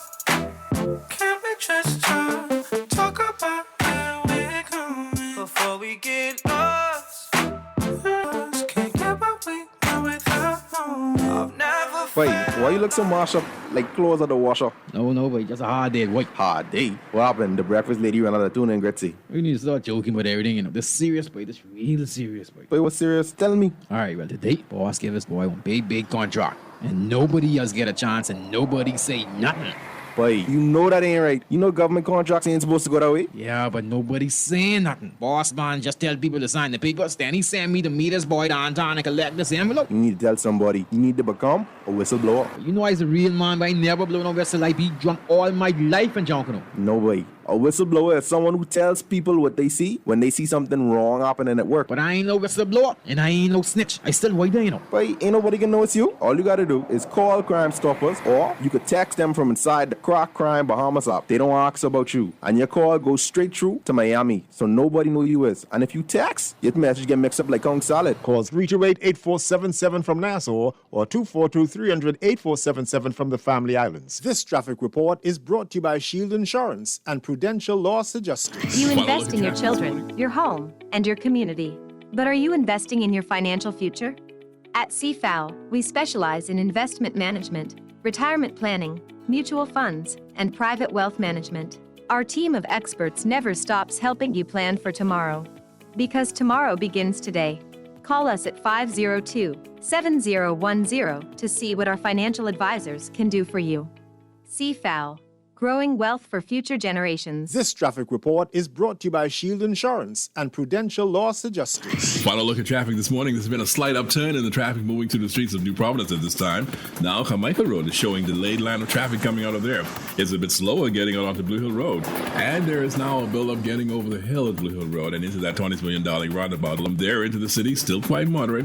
So Malabala Highway is interesting, though. Within the past 30 minutes, that thoroughfare almost cleared out entirely. And then now it has delayed lines of traffic that's still backed there, taking their time getting out on the $20 million through the roundabout. But at the rate of the main corridor, well, there won't be any lengthy wait time over there getting out of that spot. Gladstone Road already cleared. Easy minor backup of traffic line at the exit there, getting into that JFK Bahama roundabout. Everywhere else is really minor traffic slowdowns. Ponciana Drive and Wolf Road, just minor slows in certain areas. From the west, you got West Bay Street and JFK. They are easy rides coming into the city. Drivers are managing well at the six-leg roundabout at this time. No hang-ups going on there. Not even Mackey Street or Marathon Road are crowded as yet. Marginal traffic flow is happening just about everywhere. So far, it's been a really easy morning for traffic across the island. This National Traffic Report is all being brought to you by the folks at Garden of Eden Eastwood, where there's delicious Bahamian breakfast every Thursday through Sunday morning from 7:30. And breakfast is still available up to 3 o'clock each day. Snappers with peas and grits and 2 sides for lunch is on the menu today. So order your lunch or breakfast. Call 819-5574. That's 819-5574 for easy pickup directions. With your Rider Sky look at traffic in real time, I'm PANN. Michael was in a horrible car accident. Prudential Loss Adjusters managed his claim and got him the settlement he deserved. Sierra's roof received hurricane damage. Thanks to Prudential, she and her kids are happy with their claim settlement. Tammy fractured her ankle in a slip and fall. Prudential saved her time, money, and peace of mind. Prudential Loss Adjusters are here for you whenever a tragedy strikes. Call 322-4026 now. Don't wait for disaster to strike. This hurricane season, be ready. Protect your home with an affordable and comprehensive home insurance policy from Shield Insurance. You can't control what nature brings. You can rest easy as you ride out the storm.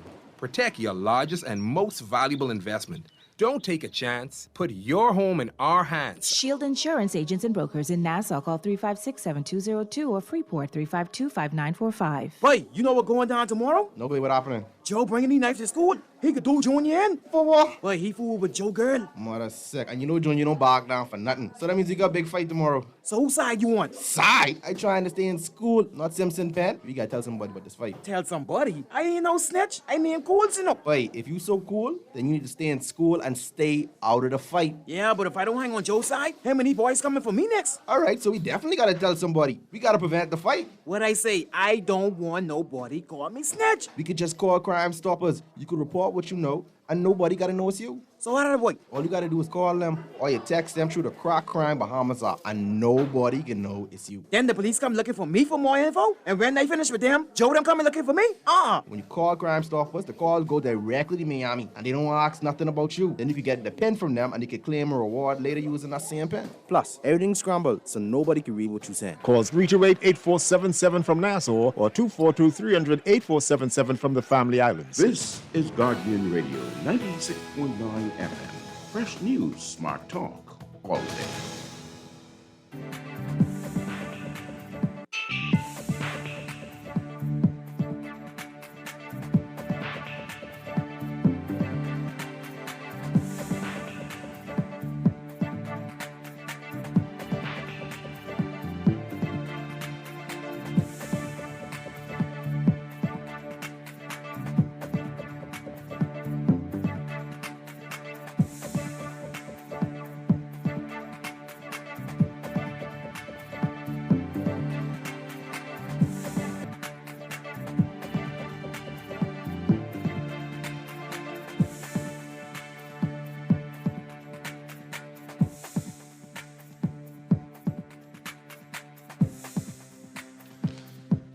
It's time for your morning business report brought to you by CFAL. Attorney General Carl Bethel says that by regulation, in less than 24 hours, the Ministry of Finance will be added to the list of authorities entitled to search the register to obtain beneficial ownership information.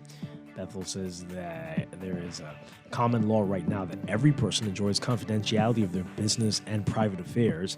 The Attorney General is saying that the Register of Beneficial Ownership Act strictly limits the authorities who may request and receive the benefits of a search, and the Ministry of Finance was not included as an authority in that matter. Under that clause, Section 17 of the Act, the Minister is able to, by regulation, to add the Ministry of Finance to the list of authorities entitled to apply for and receive the search results of a search of the register to obtain beneficial ownership information and then do with it. And under the Register of Beneficial Ownership Act, any authority that has international obligations is able to comply with the search conducted under subsection 6. You can read more about this in today's Guardian business section. While calling for the government to make public which companies received COVID-19 pandemic funds, PLP Deputy Leader Chester Cooper questioning whether the government violated the terms of the International Monetary Fund's rapid financing instrument by not publishing the names of the beneficial owners of companies paid for pandemic-related goods and services.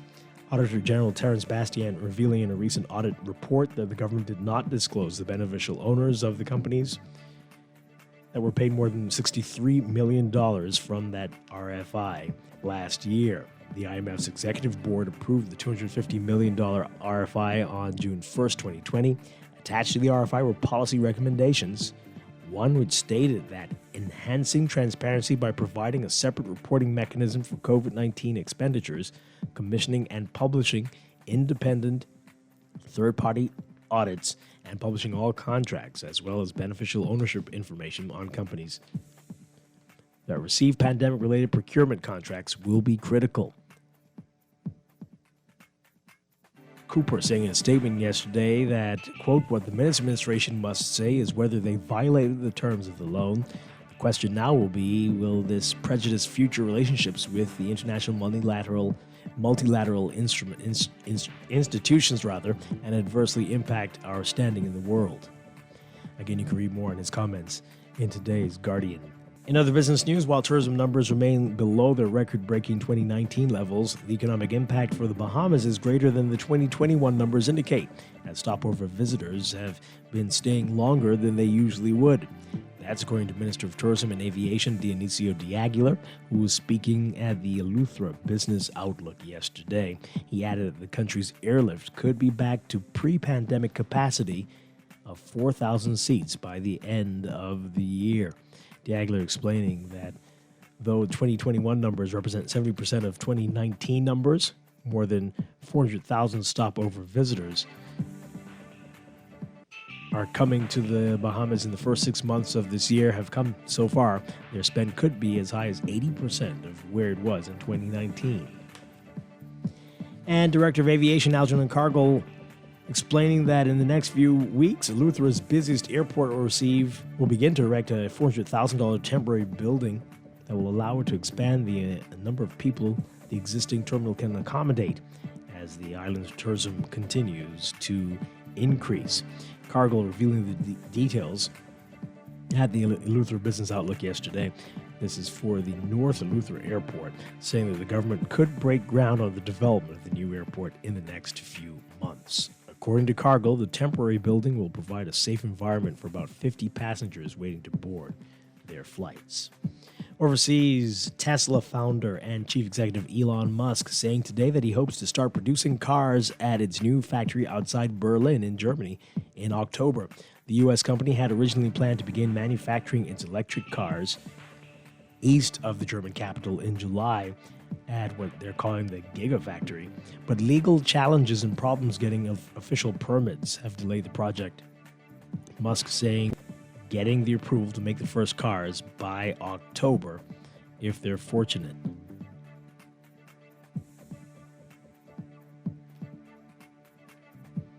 And the number of Americans seeking unemployment benefits falling for a third straight time last week, the latest sign that employers are laying off fewer people as they struggle to fill a record number of open jobs and meet a surge in consumer demand.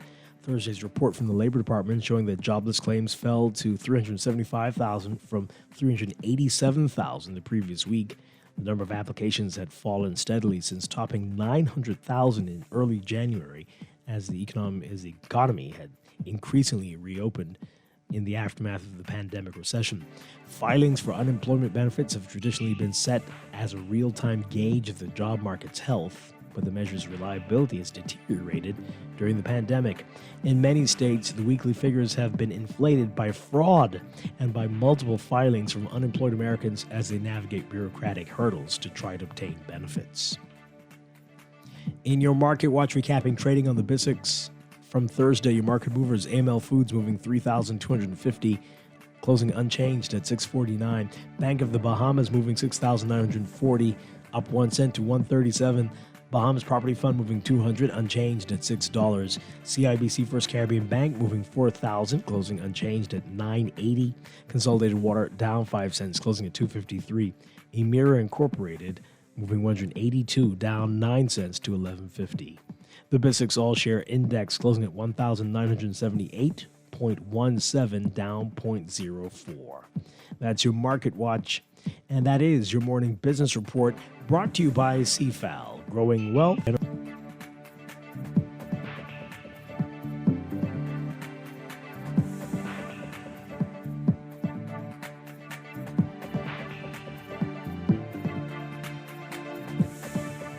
You invest in your children, your home, and your community. But are you investing in your financial future? At CFAL, we specialize in investment management, retirement planning, mutual funds, and private wealth management. Our team of experts never stops helping you plan for tomorrow. Because tomorrow begins today. Call us at 502-7010 to see what our financial advisors can do for you. CFAL, growing wealth for future generations. Hey, why you look so mashed up like clothes on the washer? Just a hard day. What hard day? Robin, the breakfast lady, another tune and get it. We need to start joking with everything. The serious boy, this really the serious boy. They were serious. Tell me. Alright, well today we're asking us for a big contract. And nobody else get a chance and nobody say nothing. Hey, you know that ain't right. You know government contracts ain't supposed to get away? Yeah, but nobody's saying nothing. Boss man, Jamita's boy down Tonica let this envelope. You need to tell somebody. You need to become a whistleblower. You know as a real man, I never blow no whistle like he jump all my life for jumping. No way. A whistleblower is someone who tells people what they see when they see something wrong happening at work. But I ain't no whistleblower and I ain't no snitch. I still won't be. Hey, ain't nobody can know it's you. All you gotta do is call Crime Stoppers or you can text them from inside the Crack Crime Bahamas app. They don't ask about you. And your call goes straight through to Miami. So nobody knows who you is. And if you text, your message get mixed up like Kong Salad. Call 328-8477 from Nassau or 242-300-8477 from the Family Islands. This is Guardian Radio 96.9 FM. Fresh news, smart talk, all day.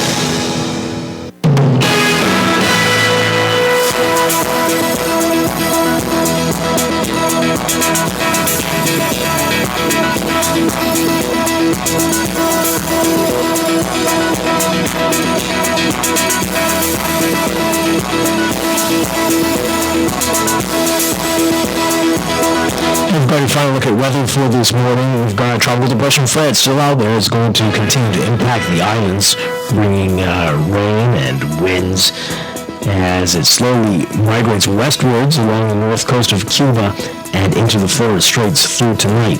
So boaters in Bahamas should be alert for the threat of waterspouts, along with gusty winds and high seas, rough surf, and reduced visibility to 3 nautical miles or less, and heavy flood-prone areas should be alert during heavy and prolonged rainfall events today and throughout the weekend. For all areas today, look for cloudy to occasionally overcast, warm, and very breezy conditions with widespread showers and scattered thunderstorms, becoming partly cloudy to cloudy and very breezy with scattered showers and isolated thunderstorms tonight. Showers may be locally heavy and thunderstorms strong to severe at times.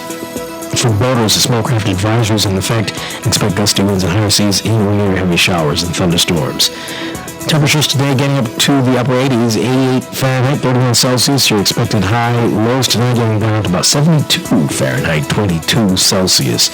Over for the weekend, look for trailing moisture and a tight pressure gradient behind Fred to maintain pockets of unsettled weather and brisk breezes across the country as the system migrates into the Gulf of Mexico throughout the weekend. For tomorrow, Saturday, we're expecting partly cloudy, warm, and breezy conditions with widely scattered showers and thunderstorms. Sunday, cloudy, warm, and a bit breezy with scattered showers and isolated thunderstorms. In the tropics, we've got Fred moving slowly over the northern coast of Cuba, but we also have a small low-pressure system several hundred miles east of the Lesser Antilles. We've got to contain one. That's expected to gradually develop as it approaches the eastern Caribbean over the weekend, and that's expected to happen by early Sunday. The system has a high chance now, 7% chance of developing into a tropical cyclone through the days. And again, we've got to watch this. This could be something we have to deal with next week. We'll keep you posted and do this over the weekend. That's your Morning Blend Weather Check.